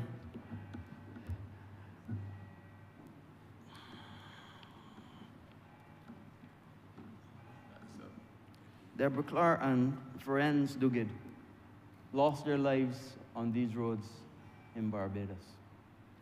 When I became Minister of Transport, I thought that I had to see what was possible to be able to improve road safety in this country. There was a program that we found there called the International Road Assessment Program, the IRAP. And the IRAP identified areas where simple measures could improve road safety at certain junctions. So we set about looking to improve those junctions. We improved St. Silas, and we improved, as the Minister said, we improved St. Silas by putting lights there, and I'll talk about lights versus roundabouts in a little while. We improved the Garfield Sobers roundabout by putting that additional lane to the left to improve traffic and also to improve access for pedestrians and so on. We improved Rendezvous Hill by widening it and putting a pedestrian stairwell together with a protected pedestrian stairwell, because a guy actually got trapped and his legs were crushed between the walls at Rendezvous Hill. We improved Coverley, and a new roundabout was put at Coverley. We improved Codrington as well, in a small roundabout there by Codrington, where Codrington Road joins to Combermere. And we looked to and started designs, looked to finish the designs for the one that we're doing today, which is Windsor-Brighton. We also had designs that we found there, and I'm surprised that I didn't hear the minister say, designs were actually done for Turnpike as well. And you know that Turnpike is also a roundabout that needs to be done. So we also put a countdown light at Marhill Street. And what you know is the countdown light is at Marhill Street when you come from St. Michael's Row into Marhill Street. It actually tells pedestrians 10, 9, 8, when they can cross, because that is a well-known cross-section where pedestrians cross, whether the light is with them or not. So we tried our best to be able to put appropriate measures in place to improve road safety at various junctions and various roads across Barbados. But it was not ended. We identified about 20 roads or junctions, and I'm happy to see that subsequent ministers have continued that work to be able to improve road safety, because at the end of the day, as the Prime Minister said, we owe it to the people. It's one thing to say that, yes, we're doing this, we're doing that, but when families are involved, when people lose a loved one, a brother, a sister, a cousin, an uncle, an aunt, a mother, a father, or sometimes a mother, a father, and a brother all in one, and leave then a young child to have to fend for themselves and then passed over, or then have to be adopted by a relative. These things matter. And these things are very, very important to our society and to our community. I want to talk a little bit about lights versus roundabouts, because as you could hear in the undertones from my colleague from St. George South, that there's significant debate about lights versus roundabouts. So let me first say at the outset, I am a proponent for lights over roundabouts. I heard my friend say, I guess he's suggesting that roundabouts, he's a proponent of roundabouts over lights, but I'll explain why. I'm going to explain why I prefer lights over roundabouts. The first thing is this: traffic lights rather than roundabouts. Traffic lights, first thing. And let me give a simple anecdotal thing first. The corner of Culloden Road and Culmarock. Culloden Road and Culmarock, when I was a boy, I went to school on Pine Road, and I traversed from Dayton Road, where I lived, to Pine Road. That used to be traffic lights in the early days. The wisdom of the then MTW decided that it was too much trouble as a traffic light. They acquired significant, as we're doing now, acquisition of land for areas. I remember very well, there used to be the Indian family living at the Blue House on the corner. Their land was acquired, and they made a roundabout. It was called the Ernest Dayton Motley Roundabout, Mr. Speaker. After years of recognizing that the roundabout was failing, and why was it failing? It was because the quantum of traffic had superseded the design. So what do we have there now? Back to traffic lights. Back to traffic lights. So what is the lesson from that? I can tell you what the lesson is. Roundabouts are better to slow down traffic. Traffic lights are better for high traffic areas. And let me go further. When demographics change, say for instance, a big development goes on at one side of the intersection or another side of the intersection, you can't go and redesign the roundabout, but you can change the timing on traffic lights. So the malleability of traffic lights makes it a better solution than roundabouts. That's the second reason. Let me give you the third reason. Now, in the technology era, Mr. Speaker, you can have what's called smart traffic lights. What does that mean? I know you can have smart roundabouts, but you can have smart traffic lights. What does that mean? When you approach, say for instance, an emergency vehicle, an ambulance, a police vehicle, or even a shuttle from a park and ride is approaching the traffic light, there is technology that can cause that traffic light to turn green, which means it stops the others on the intersection and allows the emergency vehicle to go through. It also allows the shuttle, for argument's sake. Say we get the park and rides that the minister spoke about. Put those in place. It means that when people are encouraged to get on a shuttle, because shuttles get the opportunity to get green lights all the way through. Roundabouts can't do that. Let me give you another reason. You know, the land of roundabouts is a place called Milton Keynes in the UK. I know it well. I used to play rugby there. In the UK, which is famous for roundabouts, they now have traffic lights on those roundabouts, Mr. Speaker. They now have signalized the roundabouts, so they've added traffic lights to roundabouts. Well, therefore, it tells you they could have started with traffic lights in the first place. So, of course, I am not a traffic engineer, but I have recognized the benefits of traffic lights over roundabouts. And all I would say, as the minister continues on the resolution to acquire the land, and I agree with him, there are horses for courses. In this particular instance, I fully agree in a roundabout, and I'll explain to you why. Remember, I said traffic lights are for high traffic areas, roundabouts are to slow down traffic. This particular intersection is not high traffic, it is high speed. So a roundabout here is absolutely the correct design for that location. That's the first thing. The second thing, there's something called sight lines.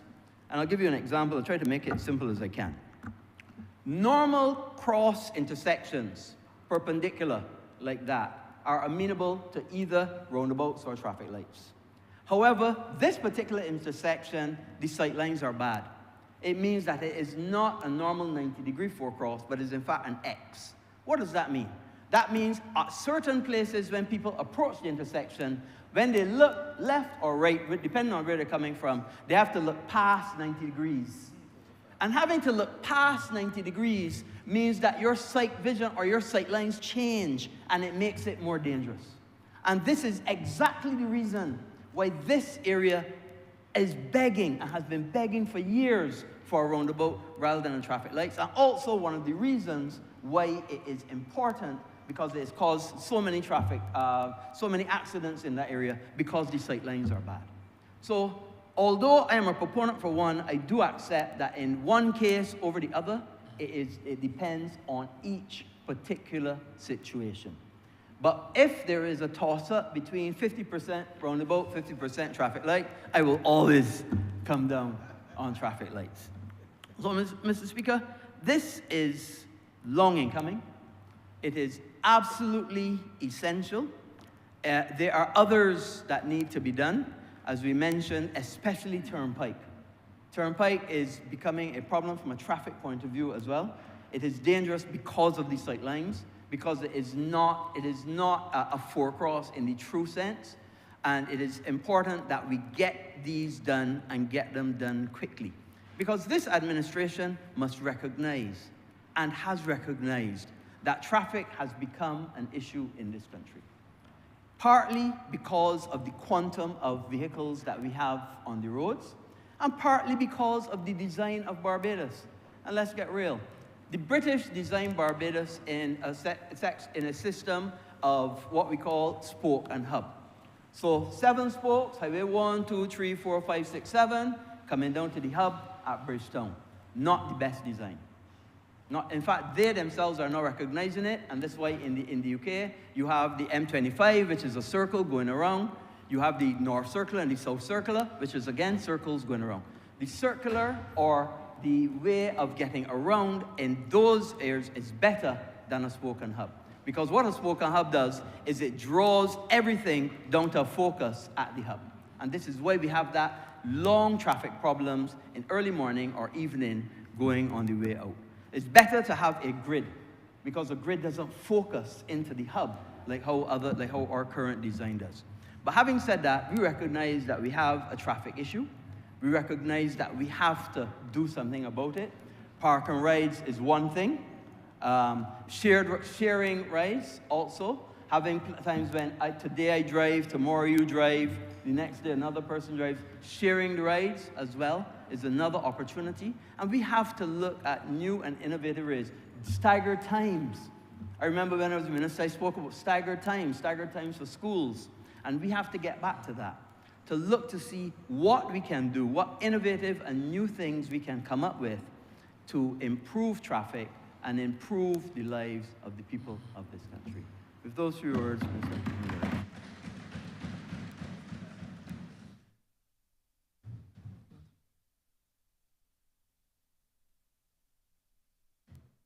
Honourable St. Thomas. Thank you, Mr. Speaker. I want to say many thanks to the honourable members who have started on this route. I know what I want to say may last for 2 hours, but I know the time is limited, and therefore I wish to indicate and support much of what has been said here this morning. I intended to come with a parliamentary question, I must tell you, at some point, but now that I am getting so much of the ideas coming through and the plans the government has at this level, I really am very happy. I want to indicate from the outset that there are needs for more roundabouts in Barbados. But I speak specifically to St. Michael and St. Thomas. There are other areas, but that is my role here today, where when we get by Kelsey Supermarket, the lines are as long as taking you all the way back up to the junction coming through from Cambridge Road. It is a dangerous road. It needs a traffic light urgently. I also want, Mr. Speaker, to indicate that at the Kelsey Junction, right coming through from Huddersfield turning, around the area Huddersfield turning, there is so much congestion and so much danger because people are coming right out of the roundabout, coming from Waterford End, and the speed with which they are coming, you have to literally steal out to get out. I'm surprised that more accidents aren't there, and I think urgent consideration must be taken in respect of that general area coming through from Baby's Lane and coming all the way down by Kelsey's. That is a death trap that needs to be addressed, and I'm glad that the Honourable Minister in her presentation spoke about it. Either she'll put, well, I don't think a roundabout would be the best, but a traffic light, because that is a very heavy area where residents live, and I think it will be a welcoming experience for all. My other concern, sir, is to do with markings in the road. And I believe that we need to do like some other countries where we're using paint, but the paint is not lasting. Even on the road that has Barber done, I call it Barber Green, or they paved the Barber Green. As soon as the rain falls, and in a place like where I live, sir, it rains every day. Not that I have many good roads, but it rains every day. And in no space of time, the white lines are washed out, or the yellow lines. Take, for example, coming down Ashford Hill, where water comes down in torrents. The paint goes quickly. I believe that it's about time that the government comes up with some kind of plan from the distinguished persons who guide the Ministry of Public Works and Transport to be able to use some kind of material, like something I saw, I think, in Canada or the United States, where it seems as though they're mixing sand with the paint. And that lasts for many more months or years compared to just the regular paint, because that use of that paint is a very costly exercise, and then persons have to go block the road to put in the paint, to do the painting, and then within a matter of weeks, you're juggling to cross the streets. I think that needs to be urgently examined in order for us to get where we're at. Sidewalks are important now. We're talking about 100,000 vehicles on the road. And the worst are the ZRs, Mr. Speaker. I am tired. I live in rural Barbados. The behavior is so ridiculous. And if you don't have sidewalks that we can jump out of the road, God help us in Barbados, not only in St. Thomas, but across the country. The disorderly behavior needs to be addressed. And you understand they want to start working from 6 o'clock. Some of them should not be able to start to work from 6 in the morning because of the recklessness on the streets, the cursing, the unkempt workers on the buses. Who is managing them? Some of the vehicles are not working properly. You can hear it.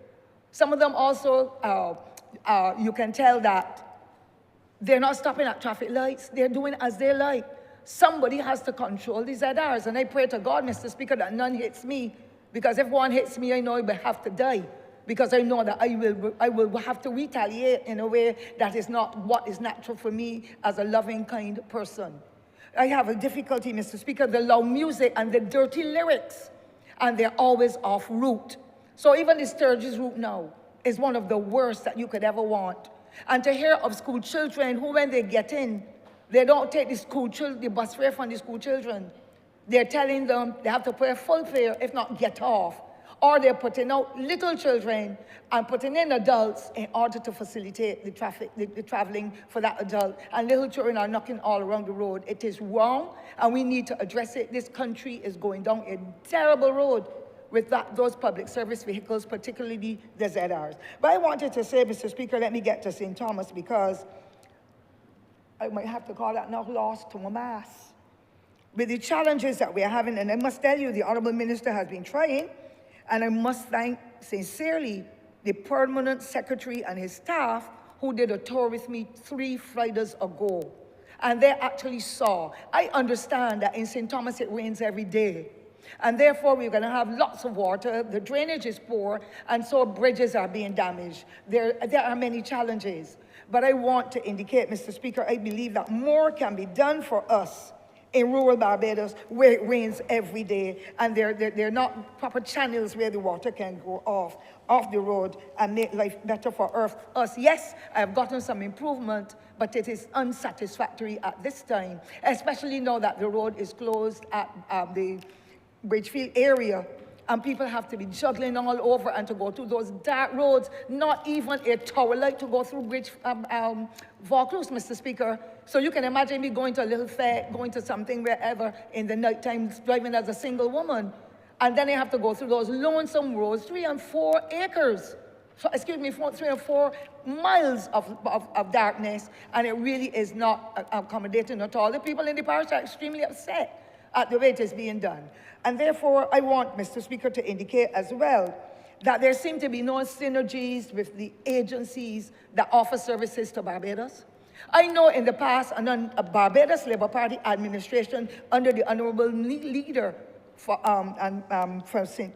Peter, now deceased, Mr. Speaker, there were arrangements for the road works, the water authority, the light and power, the persons dealing with gas and telephone. When they were finished digging up the road, doing whatever excavation, somebody from the Ministry of Public Works and Transport had to be there to make sure that when they were finished digging up the road, that at least the road was being resealed, and there were always separate funds available to be able to cover back those areas that were open up. Now, Water Authority is doing as it likes. Every day there's another opening, but no closure to it, Mr. Speaker. I can tell you, Mr. Speaker, sir, how angry I am. I am really very, very angry at what has happened, Tuppence and Halfpenny Gully, as well as the junction leading to the post office at St. Thomas. March was 3 years, Mr. Speaker, that they started to build up a wall, build up what would have been rock surface that was cut to make a sidewalk, so people going Lion Castle and those communities can get in with safety because it is a bus route. Mr. Speaker, till today, it is not completed yet. All of the cans are there. You're not seeing anybody on the job. And I'm forever grumbling and calling and asking. Nobody can answer me. And I'm extremely disappointed with how we are operating as a people. I am not saying that the people in the Ministry of Public Works are not doing their work. I am saying the supervision is the problem.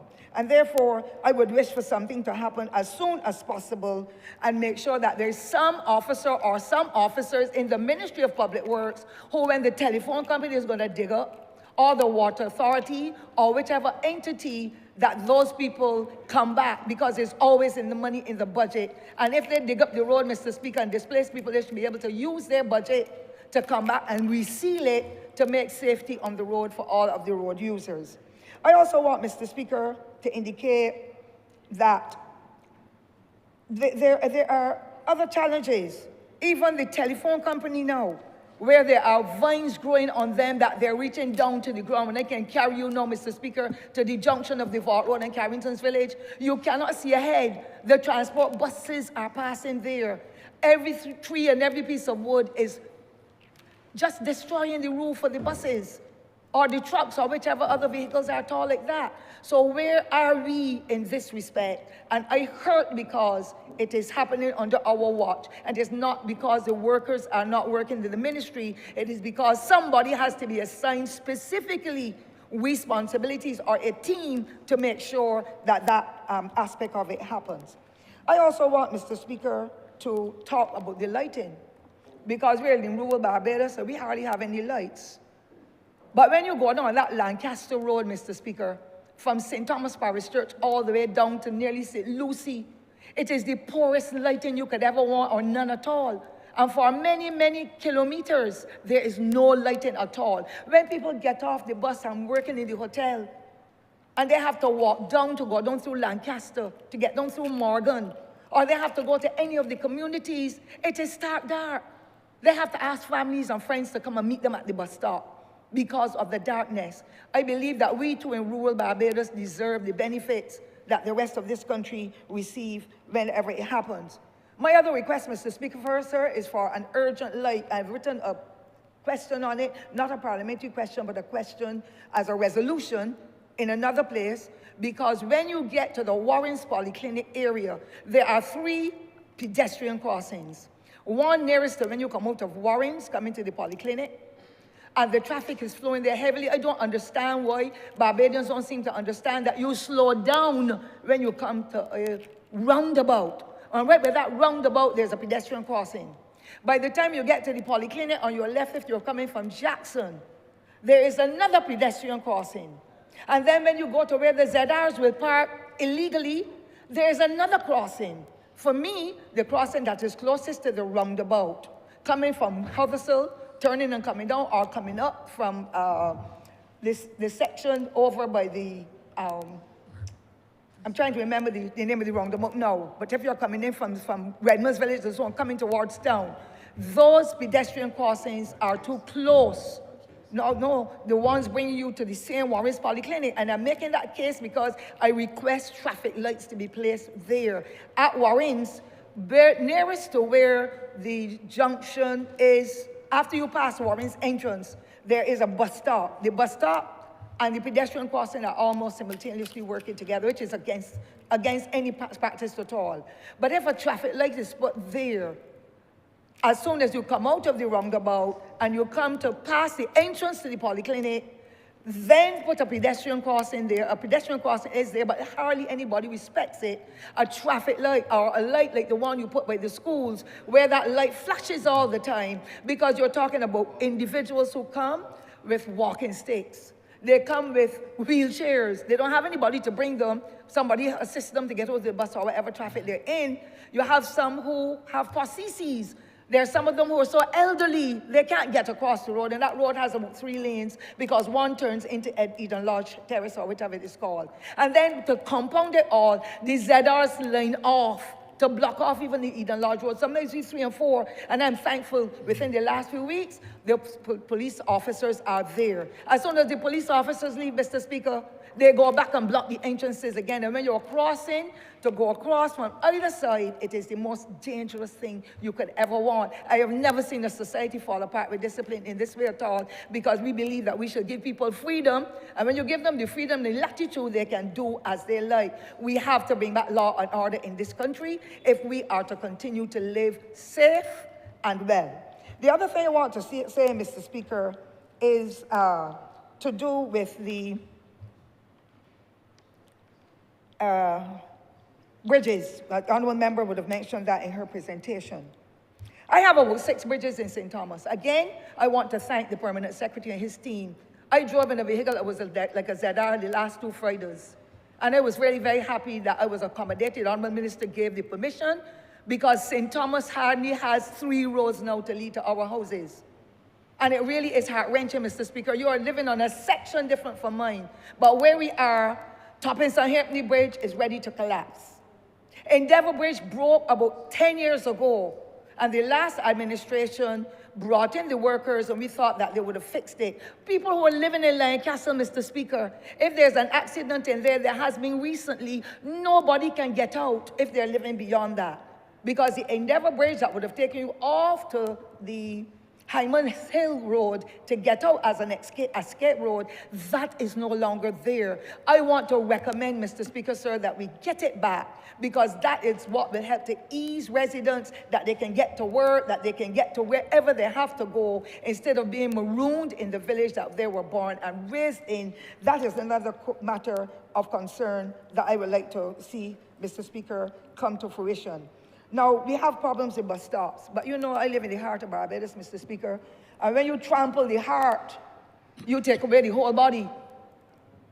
I have places of interest there, Mr. Speaker, that were there in existence before me or you, or even perhaps this Parliament, from the beginning of Barbados. And Mr. Speaker, the signage is the worst. So you talk about Wexman Hall Gully, you talk about Harrison's Cave, you talk about going to the Flower Forest. And every single one of the signs is no longer in operation. So you can't see a sign saying Allen View anymore, or Harrison's Cave, the eighth wonder of the world, or whatever was there before.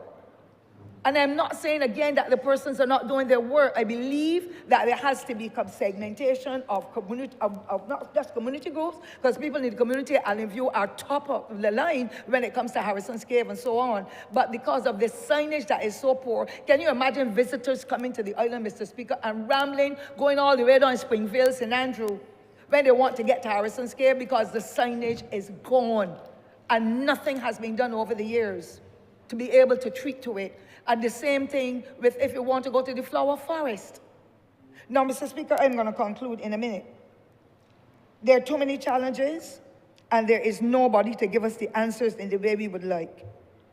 People living in Duke's tenantry, and the horrible condition of the roads, Mr. Speaker. When I came through down to the bottom of Asheville here this morning, there's enough water that a Mini Cooper would not be able to pass through it. And the same thing is happening across the parish. And I know that this is God's rain, yes, but drainage. How can we get the wells in the parish, across the island cleared when the wells are no longer holding any water, because St. Thomas is a parish where it rains every day. I believe St. George has the same situation. It's not a problem because we're glad for the weather. But I believe that something better has to be done. And my final comment, Mr. Speaker, we have so many plantations in St. Thomas that are out of operation. And the hurtful thing is that when we started to mechanize the stick sugar industry, all those plantation owners across the parish determined that what we had as gutters alongside the road to take the water off to go into the various, in the gutters, into certain aquifers, like if you were talking, coming down through Rugby to come down to Bridgefield, there was a very deep area there where the water will channel itself its way all the way down through St. Michael and wherever. Mr. Speaker, every last plantation owner at that time infilled every gutter. No wonder why the Honourable Minister now has to be sending back. The bitumen is being lifted off the road every day because there's no way for the water to be channeled. And it is so unfortunate that we have to be suffering in this way all the time. For me, those drains, those gutters should be dug up, and the same plantation owners should be having to be able to work, to pay towards having it done, instead of the poor taxpayers. The government is paying through its nose, through ordinary people, the janitors and the persons working on the same roads and stuff, and it is their funds that are going in to help to upgrade these roads and these facilities.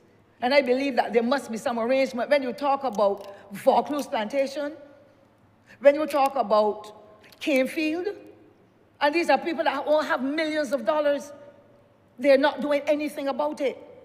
When you're talking about all the ones over in the St. Joseph section that is adjoining St. Thomas, when you're talking about the ones that are coming down through Hopewell, everybody, and that is why the water is now running on the highway and ripping up every piece of tar or bitumen that has been used, or Barber Green as it may be called. And therefore we need, as a government, to call in all of those plantation owners that would not even grow anything but grass that is wild all over the place. The trees are joining into one another, They're not, even some of them have taken up the 6 foot or 4 foot position that should be for pedestrians, like in rugby. Anybody walking on rugby ball, Mr. Speaker, will get destroyed. I know that the buses are not going through there, but except to Charlton and Bridgefield, any resident living in 40 acres suffers. Any resident in Dean's Village suffers. And that happens not only in St. Thomas, it's across rural Barbados. And therefore, I believe that we need to have some town hall meetings, not only with residents, but with business people, those people who own the plantations that perhaps are not even paying any taxes either, where the trees are taller than this building and impacting on others. I believe that we have to have community dialogue with all those property owners and others to be able to come with some resolution as to how can the residents of these parishes be safe as they travel to and fro, whether be on foot or horse or vehicle or whatever the situation is.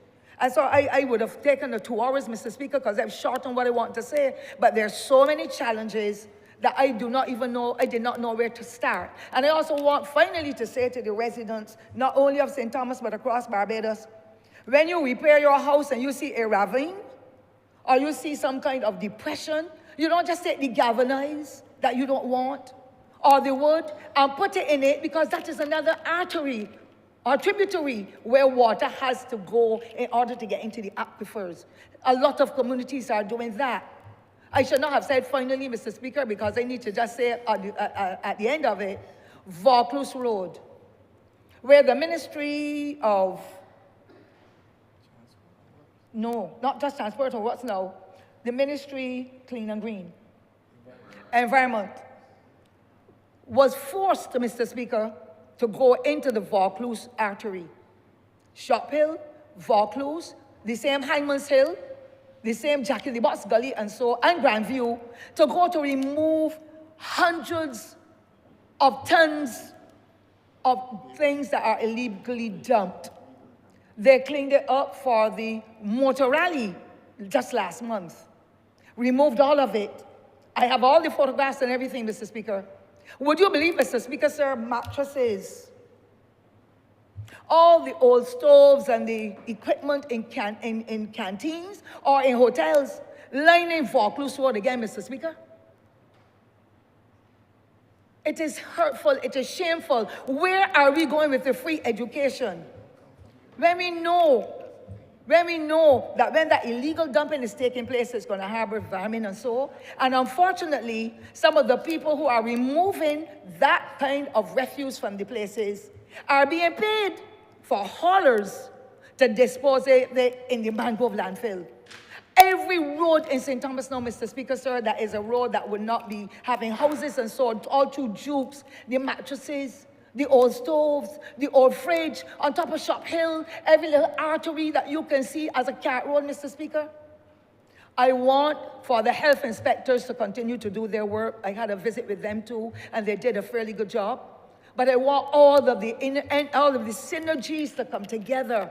And let us as a government and as a people work hand in hand to be able to make sure that our roads are safe, that our people are safer, and that, of course, the kind of recommendation that was made by the Honourable Member for St. George South to do with the roundabout, I'm sure that some attention will be paid to that as well, because safety of our people is paramount. We have one major hospital, Mr. Speaker, and it is because of the bad driving. It is because of the poor road conditions, particularly without sidewalks, that it is causing that hospital to be overrun. And it cannot service people in the way that it would have been designed. We need, as a people, to come together. Yes, we do the community speech and so, but we need to come together and send forward resolutions and see how best we can work together for the services in Barbados, not only to be put in St. Michael and Christchurch, because those are tourism areas, but rural Barbados, St. George, St. Andrew, St. Thomas. Yes, the elements will impact on us because the rain falls there every day in those parishes. But we need proper drainage to be done, and we need for those who are blocking off the water courses to be dealt with by the court of law. That is the only way that we are going to get resolution, and there will be happy people already where people will want to walk and want to serve or want to talk and want to do things together. But because of that disparity, we are not getting cohesive communities in the same way that we used to. And therefore, Mr. Speaker, I want to thank you sincerely for the opportunity to be able to speak. And as I conclude, the Honourable Minister is hearing me, Public Works Minister. There's absolutely no way that Bridgefield Road would have been closed and the residents only heard by an ad on the radio. I am representing the people's interest as everybody else is. And I therefore want for the civil servants to give us in St. Thomas the treatment that is meted out if it was Maxwell, if it was Hastings, if it was Whole Town, Mr. Speaker. So we heard on the radio, or we saw somebody send a WhatsApp, Bridgefield is closed, and we have to go all through Ham Pond, all to Hyman's Hill, and not a light, Mr. Speaker. So when I leave to go anything to do with the society or the Labour Party at night, I am not going. And I don't expect people to go because it is pitch dark and dangerous. And the road is narrow, and now the buses are going through there too, and people have to walk long distances. It is not fair to us, the residents of the parish, nor it is not fair to those who are living in St. Michael that have to take those vehicles and get where they're going.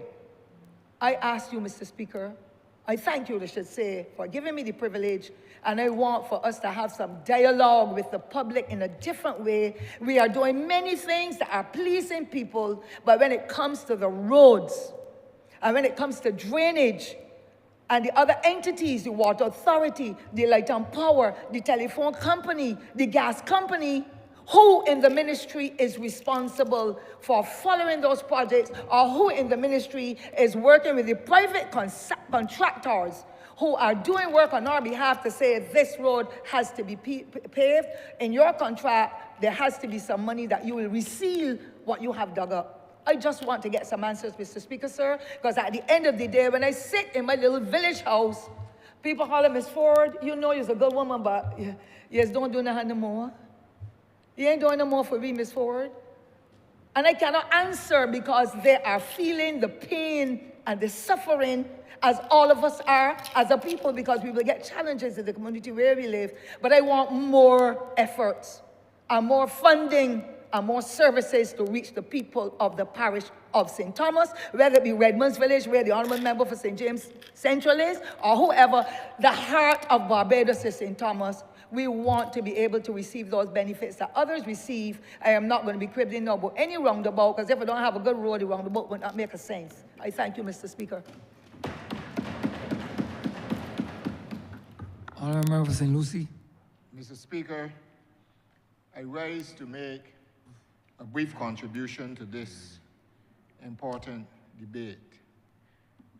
But before I do so, Mr. Speaker, I want to publicly, from the floor of this House, offer my condolences to the family, friends, work colleagues,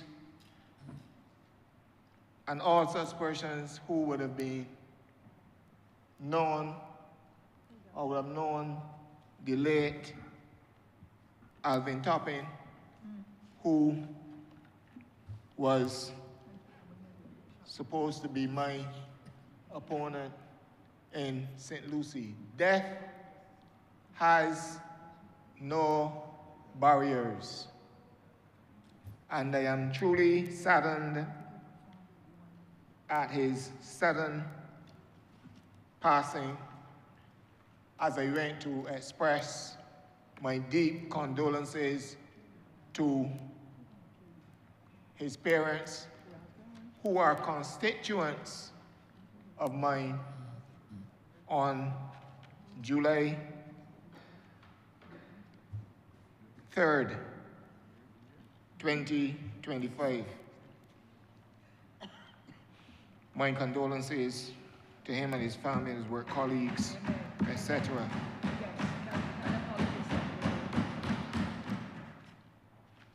Mr. Speaker, I entered this debate to briefly support the resolution brought to this honorable chamber.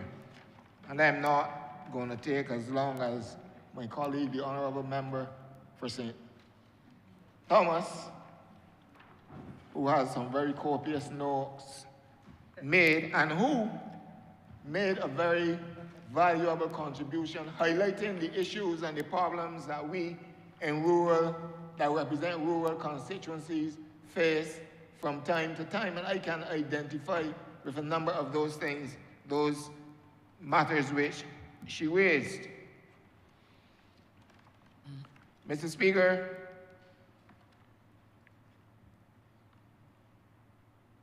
the resolution before us in terms of the acquisition of that land for the purpose of building a roundabout is extremely important. It shows that this government is not a government just to talk, but to bring solutions and to take corrective steps, measures to deal with the issues raised by the people of Barbados from the various communities that they are, the various communities that we represent.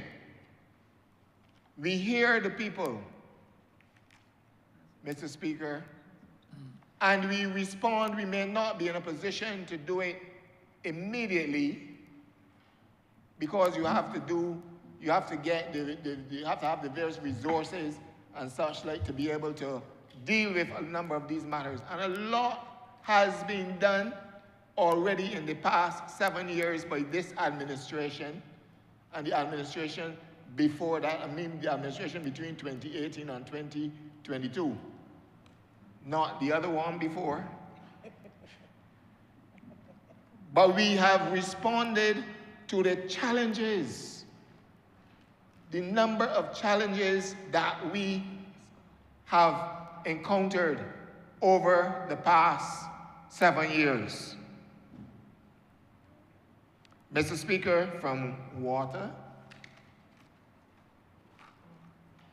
whether boom or lack of it, we are working to bring solutions to the people. And if there's one who can talk about water and water problems and situations in this House, Mr. Speaker, it is the honorable member for St. Lucie, because I have had my fair share of dealing with the challenges and the cries and calls from the residents. But I am not just about hearing their cries. I am about going to the government and urging the government and working with the administration to fix the issues. A quote, it was stated by the honorable member for St. Thomas about how a former prime minister, the late when Arthur operated. And if there's one thing that I will remember about him and what he used to say all the time, I was never in his cabinet. I was not even an MP.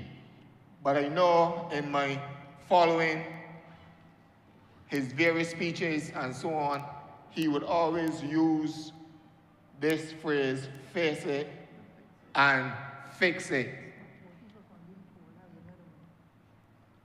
And this administration has taken on that position frontally, facing the issues, not just glibly talking about them, even to score political points and such like, but making a habit of working to fix these issues that the people of this country face because they have elected us to do so.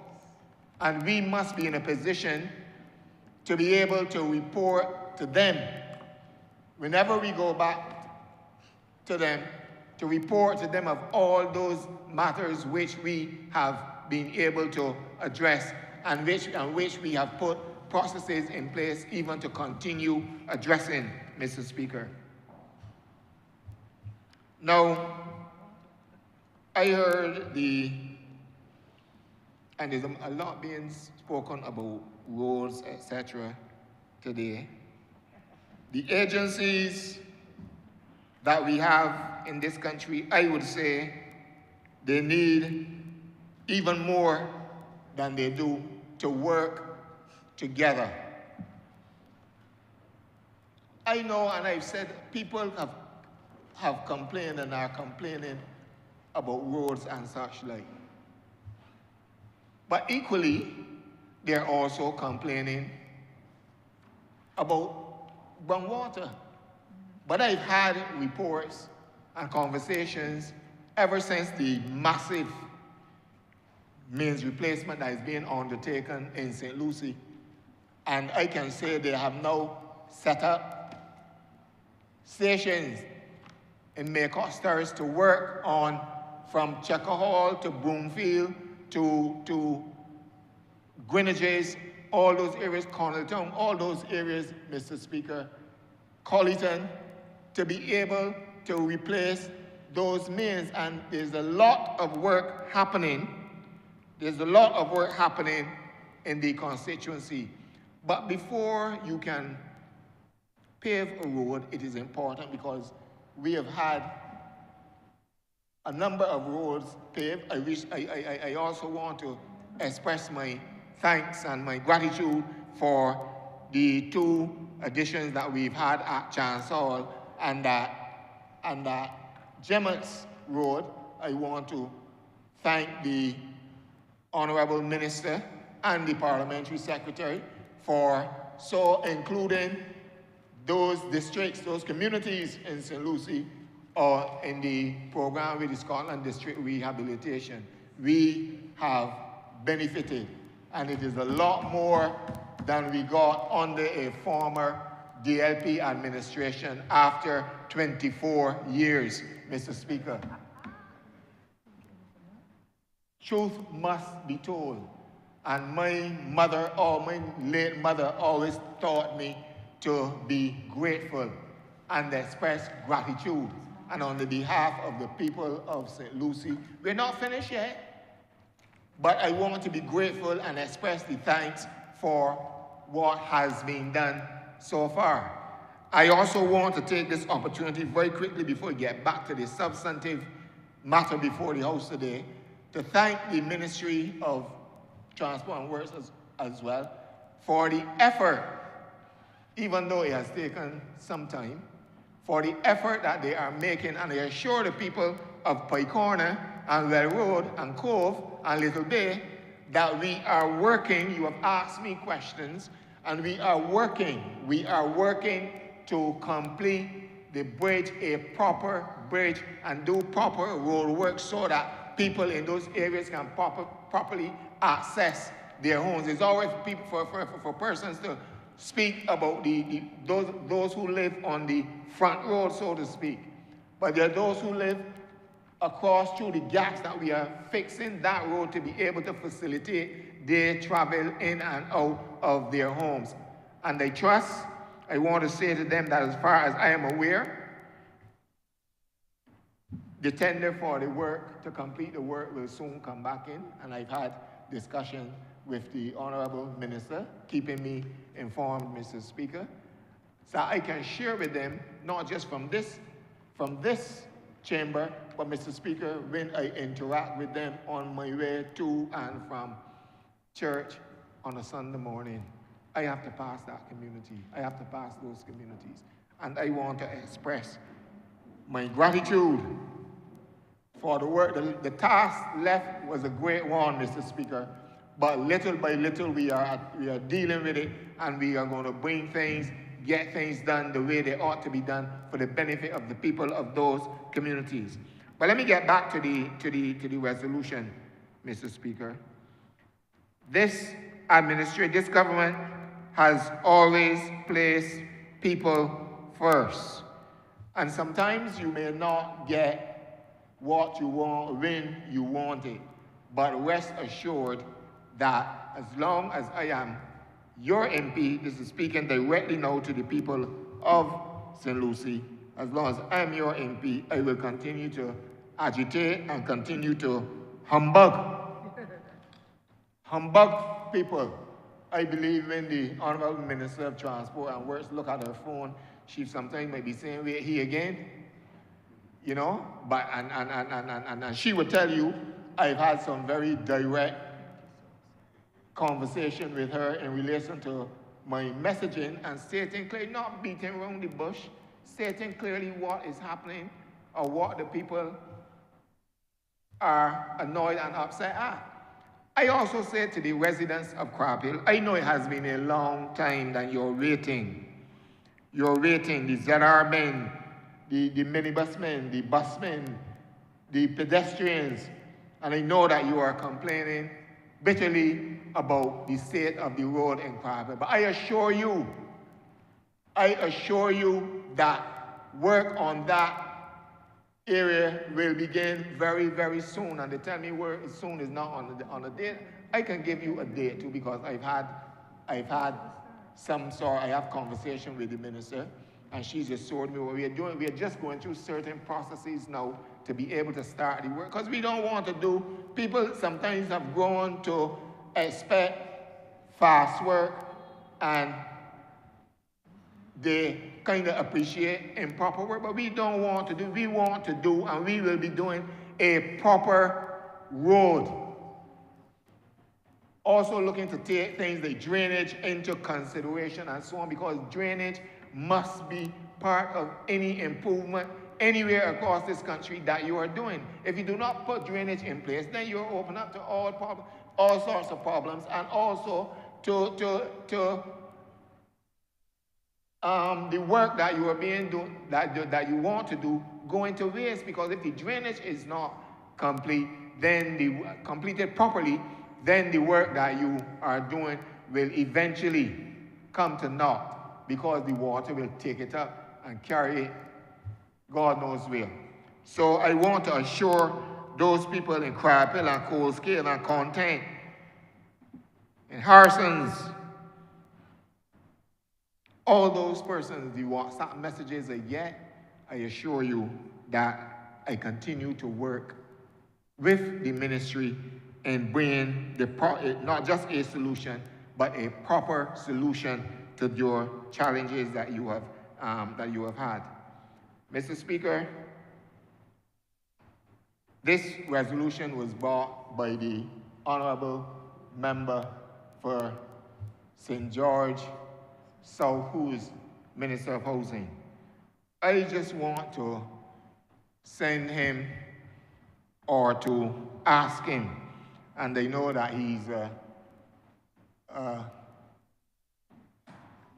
he's a friend of mine, and I know that he listens.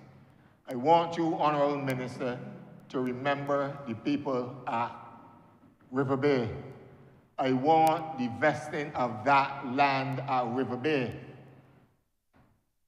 to be done in the NHC, so that, because that was the process which I began in my short stint in the ministry, so that Mr. Goodrich, I beg your pardon, Mr. Speaker, the gentleman that is 80-something years old now will have the honor of being able to get his titles and leave something for his grandchildren, his great-grandchildren.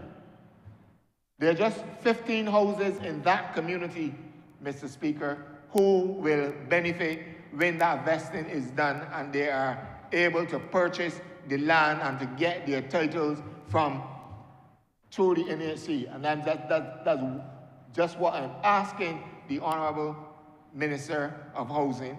And he has done work, because we have had people are moving into the houses at Coconut Hall.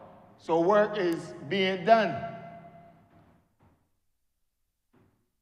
Work is being done, and I'm grateful as I support this resolution today to these my colleagues and ministers who are working. I also want to commend the Honourable Minister of Home Affairs and the Honourable Minister of Elder Affairs and People Empowerment. Home Affairs, the Force Office at Bentham's, I visited there with the minister a week ago, and we will soon be reopening that post office once the work is completed. they will also be opening the new welfare office. So things are happening. I say that this government hears and this government acts. And I want to thank my colleagues on the behalf of the people, my constituents in St. Lucie, for the work that you are doing. And Mr. Speaker, I therefore take this opportunity to unequivocally support this resolution before this Parliament today. I'm obliged to you. Honourable Member for St. Lucie, for St. Andrew. Thank you, Mr. Speaker, sir. Firstly, I want to add my voice in support of this resolution to acquire this land. It gives us in the Ministry of Transport and Works the opportunity to continue our work in not only building out the country's road infrastructure, but also in ensuring that those roads that already exist could be made safer for both the driving public and pedestrians as well. I listened with great interest to the debate this morning as persons spoke to certain issues as it relates to roundabouts and street lights and so on and so forth. And I felt that I would wish to give my own personal experience with a similar situation that would have occurred just in the same way that it occurs here in Windsor and in Brighton. We would have had a similar occurrence many years ago in the Greenwich Village, Lancaster area, where there was a road that we referred to all our years growing up. We referred to this place as 4 roads. It was an intersection, there were 4 roads, and with that you often have the difficulty of persons coming there and not knowing who has the right of way. And inevitably there were a number of accidents on that road. Unfortunately, I believe there was a fatality or 2 on that particular stretch of road. And this was many years ago, but government at the time in its wisdom saw the need for a roundabout to be placed right there on that road, which subsequently became the Ronald Map roundabout. And from that moment to now, and this is well over a decade, I believe there have not been any major accidents at that roundabout. So that is perhaps one of the clearest bits of evidence that I can identify personally that shows that these roundabouts, they save lives, they work in terms of managing traffic. I don't want to debate which is better between the street lights and a roundabout. But what I can tell you is on that stretch of road, if you just look from the constituency of St. Thomas there, by the parish church, there's a roundabout there, a very large roundabout, but it works. Then there's the roundabout here at the bottom of Lancaster. And just beyond that, there's some street lights. And my experience with those street lights is that they would have really changed the flow of traffic in that area over the years. What I can tell you is that, and I was just discussing it early this morning with my neighbor in St. James North, that area also was the scene of a number of accidents over the years, and it was extremely difficult for persons to exit from St. Silas or to exit from Westmoreland, or even persons on Highway 2A. It became a hazard for those persons, and government, in their wisdom, I believe the member spoke to this morning, they saw it. One of the first things that they did when we came to office was to place street lights there. Of course, if it were up to me, and it wasn't, and I guess if there was the availability of land, and I think there wasn't at the time too, I think a roundabout would have been better suited for that area, because that area, that straight flow of traffic was interrupted, in my mind, by the lights. But at the same time, we have never had a case of an accident there since those lights were installed. In fact, that road is far safer. A serious accident where life was lost, that road is far safer than it was ever in the past. And if I were to make a case, I would want to see a roundabout there as well at some point. But I know right now the lights work as they should, and as long as the timer is working as it should, those traffic tends to flow there at a good rate. Now, roundabouts, as I said, is just part of what we do. We are, in ministry, we are focused right now, and I use that term intentionally because we're focused on a number of focus roads right across Barbados, certainly in the St. Michael area, and that would have been a continuation of a project that would have started a few years ago with the mill and pave, where we saw the fixing, repairing, rehabilitation of a number of roads right across the country, from the north right up to the south, all in the center of Barbados. We saw a number of roads being repaired. It was astonishing. I think I spoke to Rick in here, where we would have done so many roads across Barbados that the idea of leaving home on Sundays just to go out across Barbados and look for new roads and drive on them became a thing. People would leave home with their families and they would go and drive on roads all in St. George, those long stretch of roads in St. George, beautiful roads. They would go just to experience how it feels to drive on a long stretch of smooth road. And that was something that I've heard persons talk about it personally, so it's not something that I heard through secondhand, but people who told me that they would do that because they enjoyed it, and they enjoyed going and seeing the nice black roads.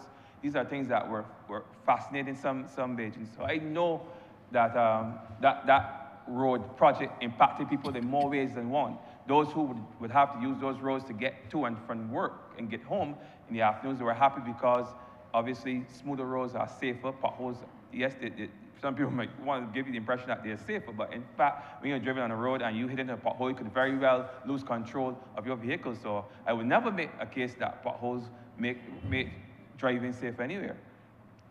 But as I said, this is just part of what we do. And within the Scotland district, because I spoke to the focus roads and the mill and pave roads, we also have a combination, because I want to think that the constituency of St. Thomas is part of the Scotland district, but they would benefit from both the Scotland district rehabilitation program, and they would also benefit from the CAF road program, where we would have done a number of roads in St. James, well, St. Michael, if you look at Prayer Park, St. Michael, Rockdundo, and St. Thomas. We're doing Highway 2, and we're doing Highway D. For those, that is Bridgefield and along Content, that stretch of road, Content, Short Hill. These are a number of roads that we've been working on for the over time, and these are roads that are very important to persons living in both, practically St. Joseph, St. Andrew, St. Lucy. These roads are main arteries into the Scotland district, main arteries, and we have took the trouble to ensure that not only that these roads are being done, but that persons are made aware that work is being done in these roads. Recently, we had a situation where we had to expand a road that is a link road between these two highways, because interestingly enough, there's a link road between these two highways known as Hangman Hill. The member would have spoken about that on numerous occasions in here, because it was a horrible piece of road. I wouldn't even consider that a road, closer to a cat road, but we felt it important when we were starting these works to ensure that road become a road that could be used, and that road was expanded, it was repaired, and now that road is being looked at as a possible bus route to ensure that persons, when work start along Highway D, that the bus would have an alternative route on which to travel in order that people would be able to get to and from work. Because the reality is that in doing some of these roads, because of the nature of the roads, we have to dig deep and remove the entire road bed, go down sometimes 2 feet, 3 feet, 4 feet. Maybe if you find a mud hole, you may have to go as far down as 6 feet. You have to dig out these roads and rebuild these roads. It takes a long time, very long time, and in many cases, because of how the country areas are set up, there's no alternative routes. There's no bypass, there's no facilities for bypass, and if you have a bypass road, sometimes that takes you out maybe a mile or two. That is just the reality within the Scotland district and some parts of St. Joseph, in St. Thomas and St. Lucy, you may find that as well. But we often try to ensure, I know that the member alluded to it, that persons are aware of what we are doing in the ministry. We use every platform in terms of technology. Of course, they've been, in the past, you would have seen things in the paper. You hear it on the news, you hear it on Brass Stats, you hear it on VOB, you hear it on CBC. But we've also used IG, Facebook. We have a page that we update often with information as it relates to roadworks. I know that everyone would not have access to this technology, but it is perhaps the best medium that one can use to ensure that as many people as possible become aware of the works that are going on right across the country. And even the works that are done by the various depots, like the patching and the cleaning of drainage, we also post that information on our websites, on our platforms, to ensure that as many persons as possible can not only see what is going on in the ministry, but can also comment. Because we get a number of comments. Sometimes we learn about new roads that require attention through the comments from residents who take those roads. So yes, we listen to the MPs, we listen to persons at the parish speaks, but we also monitor the comments of persons on the various social media platforms to ensure that we know and we can feel the pulse of the people, and we know where those roads that are problematic are. So these are just some of the things that we try to do to ensure that we are in constant communication with people. Of course, there's always room for improvement. There are always ways of reaching persons. We have had on occasions to go physically into the communities, more on one occasion, physically into the communities and knock on doors and speak to people. We have done that. Of course, that requires a certain amount of manpower, and it's not always the most practical thing to do over and over and over. Like, we can do it once and twice. We can do it at the beginning. We can do it in the middle. We can do it near the end. But the online platform allows us to do it on a daily basis or a weekly basis, even or sometimes a monthly basis, depending on what we are reporting, to reach as many persons as possible. So even if we are not reaching everyone as I speak, just know that we are making efforts to improve on our communication, because communication is perhaps one of those elements of road management when it comes to road construction that is extremely important, and it's important that we know what the people are thinking and they know what we are doing in the ministry. And the fact that we're doing so much, it makes the communication even more critical. So it's not something that we're going to take lightly going forward, because we're working towards having a greater presence as it relates to social media and having a closer relationship as it relates to the general public. Now, as it relates to roundabouts, as I said, within the ministry, it's just part of what we have done. The member for St. Michael's Southeast would have spoken to the various programs that we are all we are handling right now. There are a number of things that the ministry is working on right now, signage being one. We've looked also at the pedestrian crossing. We look at sidewalk program. We have a number of things that we are doing right across Barbados just to ensure that the safety of persons using our roads. Within the ministry, I've taken up the responsibility of chairing a roundabout committee. Now, this committee would have been in existence for a while within the ministry, but like so many committees right across ministries across government, some of these committees would have gone dormant, and when we saw the need for it, we have had to revitalize, resuscitate even some of these committees and set them to a new purpose, because we realized that roundabouts are not just traffic calming measures, not just road management measures, but they have other uses that sometimes even as pedestrians we take for granted, or we even ignore, or we don't notice the potential of roundabouts. But they hold tremendous potential, especially for corporate Barbados. And that's what I'm going to speak to, because I believe it was back in the 1980s that corporate Barbados would approach MTW with a view of sponsoring roundabouts across the island. Back then there were about 49. We have about 52 or so that are now being sponsored by various entities right across the country, including some maybe nonprofit organizations, some are companies and so on. But right across the board, we have persons who have come forward to sponsor a number of roundabouts. And we have, over time, carved out what can only be referred to as a win-win relationship with these entities where they are charged with maintaining roundabouts. Very few roundabouts you see across this island that are not well manicured, not well maintained, not well beautified. You don't see it because of the relationship that we've had with corporate Barbados over the years to ensure that these things are done. And what this has done over the years is that it has ensured that, yes, our roundabouts are well kept, but also those entities have had a piece of real estate right in the line of sight of most Barbadians, whether they're traveling by car or by foot, where they can advertise their products. In fact, there's some entities in this country that have done so well in advertising their products on roundabouts that you may believe that the roundabout is named after that particular entity or company. You know, I wouldn't be surprised if someone were to believe that the roundabout over there where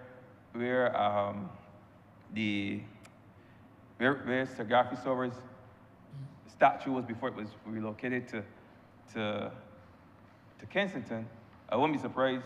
I would forgive someone if they thought that was called the Sagicor roundabout. In fact, most people may refer to it as Sagicor roundabout because of how Sagicor would have maintained it over the years, ensure that their branding is on that roundabout and so on, and the name of the company and what they do. But in actual fact, that roundabout is Gary Sober's roundabout. But over the years, these entities have taken ownership in the sense, not they don't own them, but the way that they have treated to them, you would think that they do, and you'll be forgiven. But that is what we would have benefited from, and you don't see them overgrown with bush. You see them well kept, nice plants, nice signage. Sometimes during the year they're well lit, and I'm going to get into that a bit more. But I just make the point that we as a people would have benefited from that relationship with corporate Barbados. When we come down from the airport and we come off that highway, and what we entering into, you know, you see a wonderful roundabout right there. It's beautiful, and we all impressed by the beauty of that particular roundabout, if I use that particular one as an example, because I myself, when I come in from Barbados, when I get there, somehow when I get to that part of the roundabout, I feel good because I know I'm closer to home, but I'm also impressed and fascinated by the beauty of that particular roundabout where, by Sir Garfield Sobers. But there's more to it. We, in the committee, we saw that roundabouts can not only used to promote the branding for the individual entities, but also can be used to promote our national festivals. So for example, from time to time, you will see some roundabouts that are decorated with elements that will represent crop over. Sometimes you see Christmas, sometimes you see Easter. But these are all national festivals, or sometimes are cultural festivals too, that could be represented by roundabouts, and we encourage them to do this. In fact, one of the recommendations that the committee has come up with recently is that we are going to relook the agreement between the ministry and corporate Barbados with the view of ensuring that there are certain things that must be done. You have to do these things. You have to keep your roundabouts well maintained. Yes, that was always there, but it have to be well lit. You have to acknowledge those national ceremonies, those national festivals, and decorate accordingly. This is the expectation. If you're going to sponsor one of our roundabouts, that's what we expect from you. And you have to follow a certain guideline, because we have to set criteria. We're not going to let you do as you like. But we're going to set the criteria, but you have to ensure that we can see things that reflect our national identity on our roundabouts.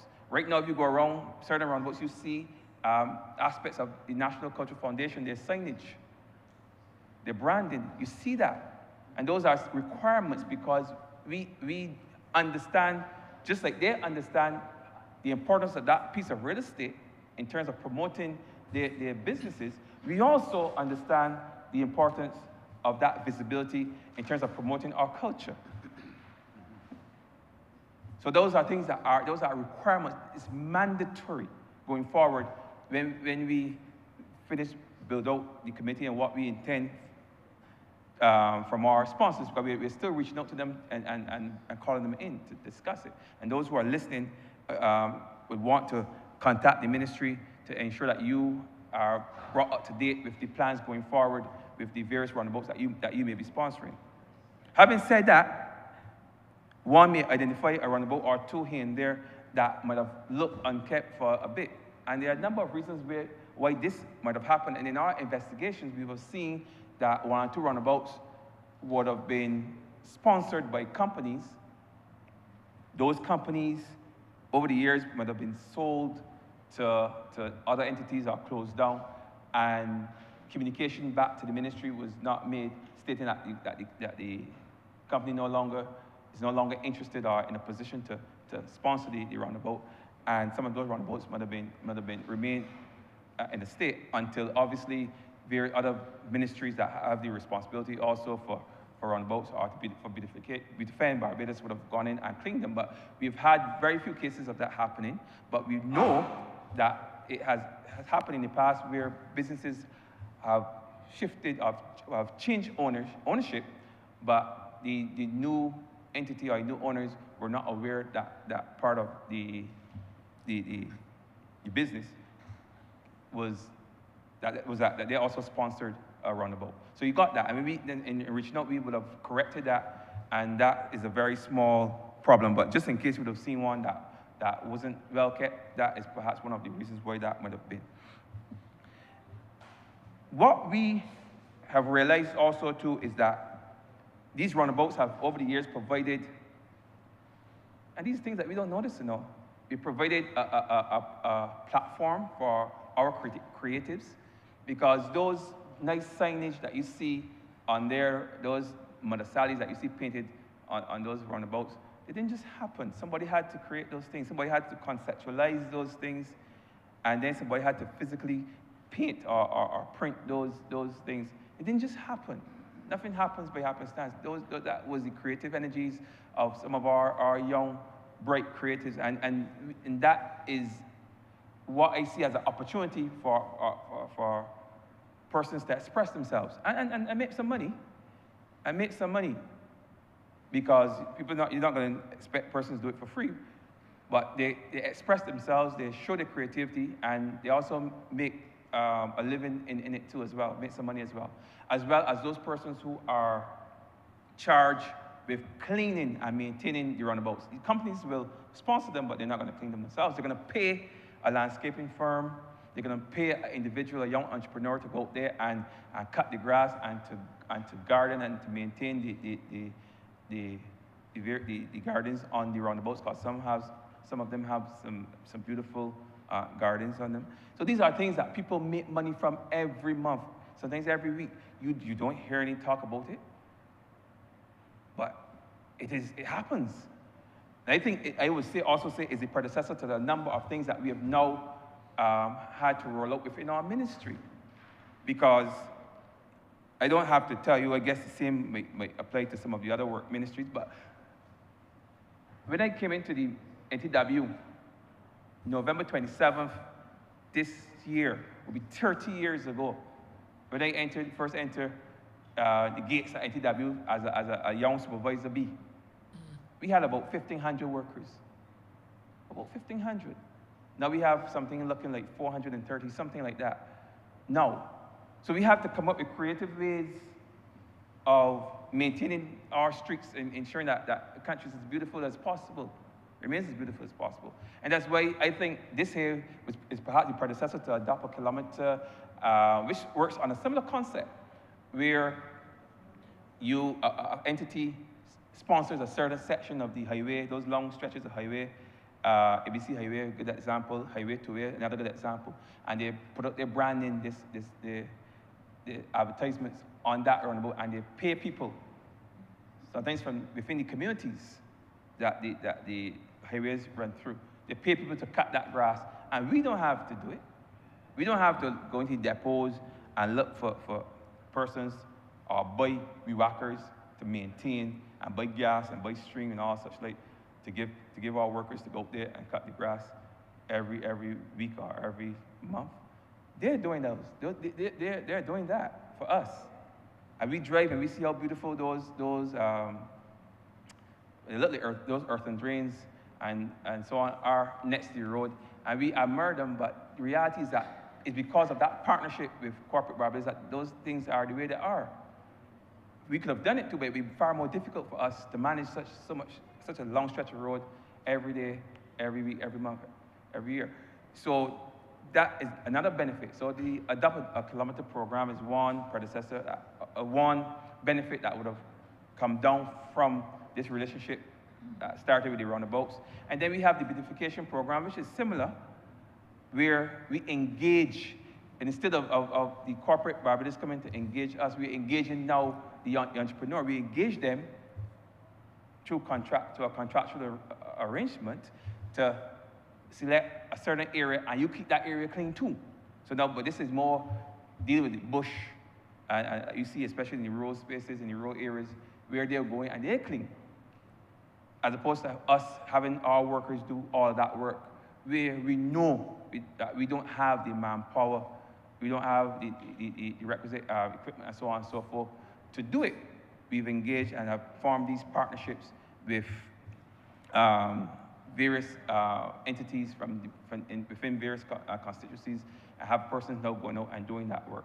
So it's all about how we evolve, really doing it. When you think about it, this is really another evolution of the ministry and how we're going to have to do things going forward, where you're going to see more and more partnerships with the private sector or with other entities where you can see the efficiency and the benefits of those partnerships. So I just wanted to put that out there because, as I said, you're going to see it more and more. And we all are going to benefit from it. Because we all benefit when we see our roads clean. We all benefit when we see our highways clean. We all benefit when we see our roads fixed. And we all benefit when we see our roundabouts looking beautiful. Of course, there are certain things that we take for granted and we sometimes never even notice until somebody points them out.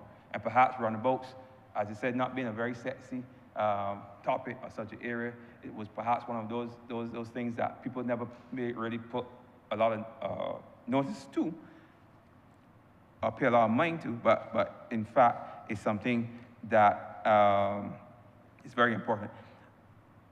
As I close, I want to just give you a sense, too, because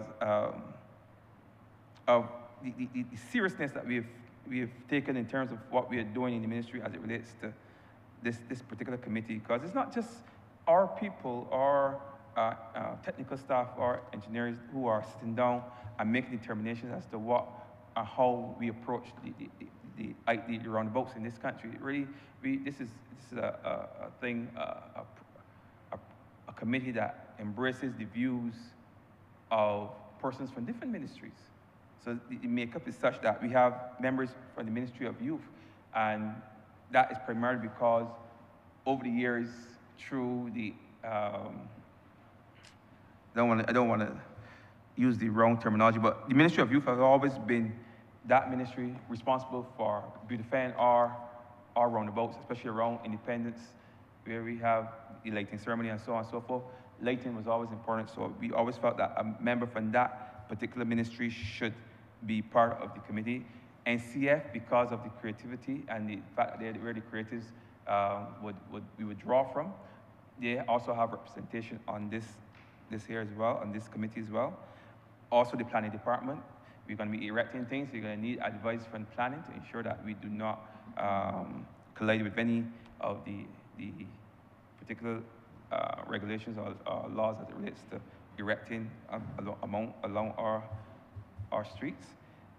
And we have persons from the private sector because we want to engage those persons with the necessary skill set that may not be found within any of our ministries, but have skill sets that would be of benefit to the committee, to the ministry, and to the country as a whole. And of course, members from within NTW who have been trained over time to in road management and so on and so forth. So that is just a sense of how this committee is set up. So it's not just a committee in-house where we discuss amongst ourselves. We have brought in the best of the best, or they brought in the various experts from the other ministries to assist us and guide us in how we are going to go forward with our roundabout committee. So I just wanted to share that. I know the minister would have also mentioned bridges as part of our wider plan to improve the road infrastructure. We have a number of bridges here in this country. Some are old, some are, they're old. Just me leave it as like that. They're old, and we would rather fix them before they become a problem. You can see evidence of stress on them. Of course, that's not to say that they're in any danger of collapse or anything like that, but you want to address problems frontally. You want to address problems before they become real problems. So we are also looking at bridges very seriously. I mean, they bind communities together. Without bridges, communities will be divided, and perhaps it would just as it's perhaps worse. Losing a bridge is to me perhaps the worst thing that can happen to a community in terms of breaking up community cohesion. I've had to experience that in St. Andrew more times than I would like to mention. They have currently 2 bridges now that are currently out of commission, and one, thankfully, is under construction. That's the bridge that joins the communities of Baxter's and Bruceville. We have seen some action down there. Your Honourable member has 1 more minute. 1 more minute.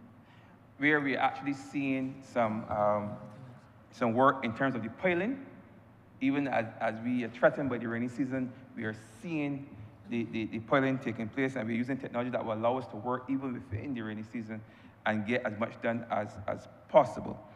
I was going to make a quick mention of the fact that we noticed that there's some bridges that have an interesting history, and we want to share that history wherever possible with Barbadians so they know what those bridges meant, what they meant to our forefathers, the mindset of the people of the time when those bridges were built, and what went into building them. So all of that will form part of our national signage program, where we look at, just in our small way, helping to educate Barbadians about the history of our country and our road infrastructure.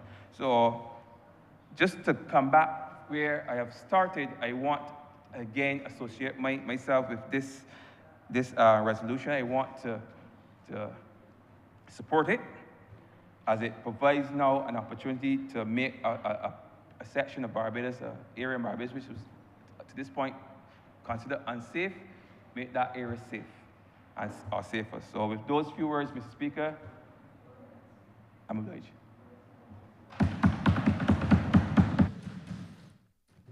Honourable St. James North.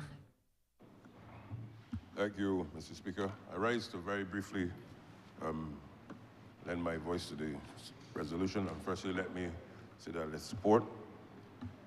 But in particular, I also want to use the occasion to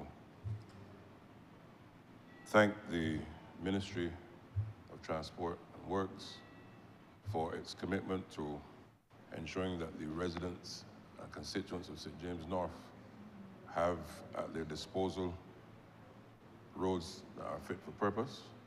And I want to thank the Honourable Member for St. Michael Southeast and her team for being able to do that, particularly also after the recent by-election. The roads have continued, particularly also, for example, in Rockdendo, a number of those tenantry roads have been done, and I think it therefore speaks to the commitment of the Honourable Member's team in ensuring that they can have those roads done. But of course, we're not in completion yet. There are a lot more roads certainly that need to be undertaken, and I'm pleased to report that I've submitted those roads within the constituency, particularly also in the Wim and in Ashton Hall, which need tremendous support, and we're looking to ensure that those can be built out. But equally, roads in Western and in that area are also being worked on, and I'm very pleased for that. The Honourable Member for St. Andrew would have spoken not long, and he spoke on the use of technology. And whilst I commend it, I would encourage the ministry to just go a little further, particularly in the advent of technology, not just have it on the website, for example, but with everyone having an app in one way or another on their devices that can lend to the updating of these things in real time so that people can know where the road works are, roads to avoid, and it being done in a timely manner so that people can plan their business and their lives as they get on. I also am happy about the fact that the barriers, and those of you who know the Wim and the Wim Gully, there's a very deep gully over there as you go down.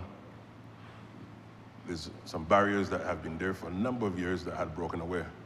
And I'm advised that those barriers are pretty much completed and are shortly to be installed, which certainly is good news to me and to the residents of the Wim. But one of the things, Mr. Speaker, I want to briefly touch on, and this has been touched on time immemorial, and I know the Honourable Minister, she's gone on record as saying it too, and this is the standard that we must have, but it continues to be a bugbear where beautiful roads are laid, we dig them up, because there are different reasons why you have to dig them up, water mains and different things. But as a country, we must come to the conclusion that it cannot be business as usual. And after paving our roads, putting great infrastructure, great investment, they're dug up and they're not resurfaced, one, in a timely manner, and two, in a way that makes us happy as a people. And I just want to encourage those in the depots and those who are planning these things to make sure that as you dig up, and we understand it has to happen for different reasons, but make sure that it's done and planned in a way that allows for ensuring that the roads can be repaved in a timely manner and in a manner that's fit for purpose. There are a number of roads in St. James North that are affected by this, and I've spoken to the team who have responsibility for these things, and they've assured me that we'll get it done. But there's a little impatience on my end, and I'm sure this is certainly reflected even more by the constituents in St. James North.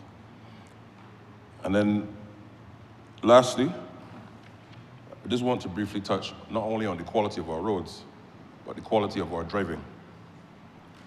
In and around our schools, Mr. Speaker, the issue of ensuring safety, not just in the schools, but safety around our schools and the use of our roads by drivers and cyclists continues to be one of grave concern to me. And I want to use this occasion to encourage all those who use our roads, but particularly our drivers and those who use the motorbikes. When you're coming into the zones of our schools, you need to be mindful, you need to be extra cautious, because there are children, there are parents, there are teachers, and those who are using these schools. And I can tell you that the team from the Ministry of Educational Transformation is actually working with the team from the Ministry of Transport and Works so as to formulate a policy that ensures that we can have designated speed limits for school zones, thus ensuring that in and around our schools, that our people are protected once they're using the roads. So I simply, once again, want to support the resolution, and I'm obliged to you, Mr. Speaker. Honourable St. George South. Yeah, thank you, Mr. Speaker. As we wrap up this debate on the resolution to acquire these 7 parcels of land, let me thank members in the chamber, indeed, for voicing and giving their support for this very important resolution that seeks to address traffic management in this country from a safety perspective. I know it is good news to the ears of the residents of Darrell's Hill, Windsor Road, Low Graves, Boarded Hall, Windsor Tenantry, and those persons who use Highway 5 traveling to the east and also coming from Highway 5 traveling to Central and other areas. It is really a connect that links the north of the island to the south, to the east, and to the central, and to the west. And, Mr. Speaker, certainly what is evident that this government, as articulated by the member for St. Michael's Southeast and the other members of this chamber, this government is actively finding ways and strategies to improve traffic congestion in this country. And the primary motive, the primary objective, Mr. Speaker, is to make sure that Barbados roadways are indeed safe and that the users, whether pedestrian, motorcyclists, or private vehicle users, public vehicle users, are indeed safe on our roads, whether we're signalizing sections or whether we're utilizing roundabout.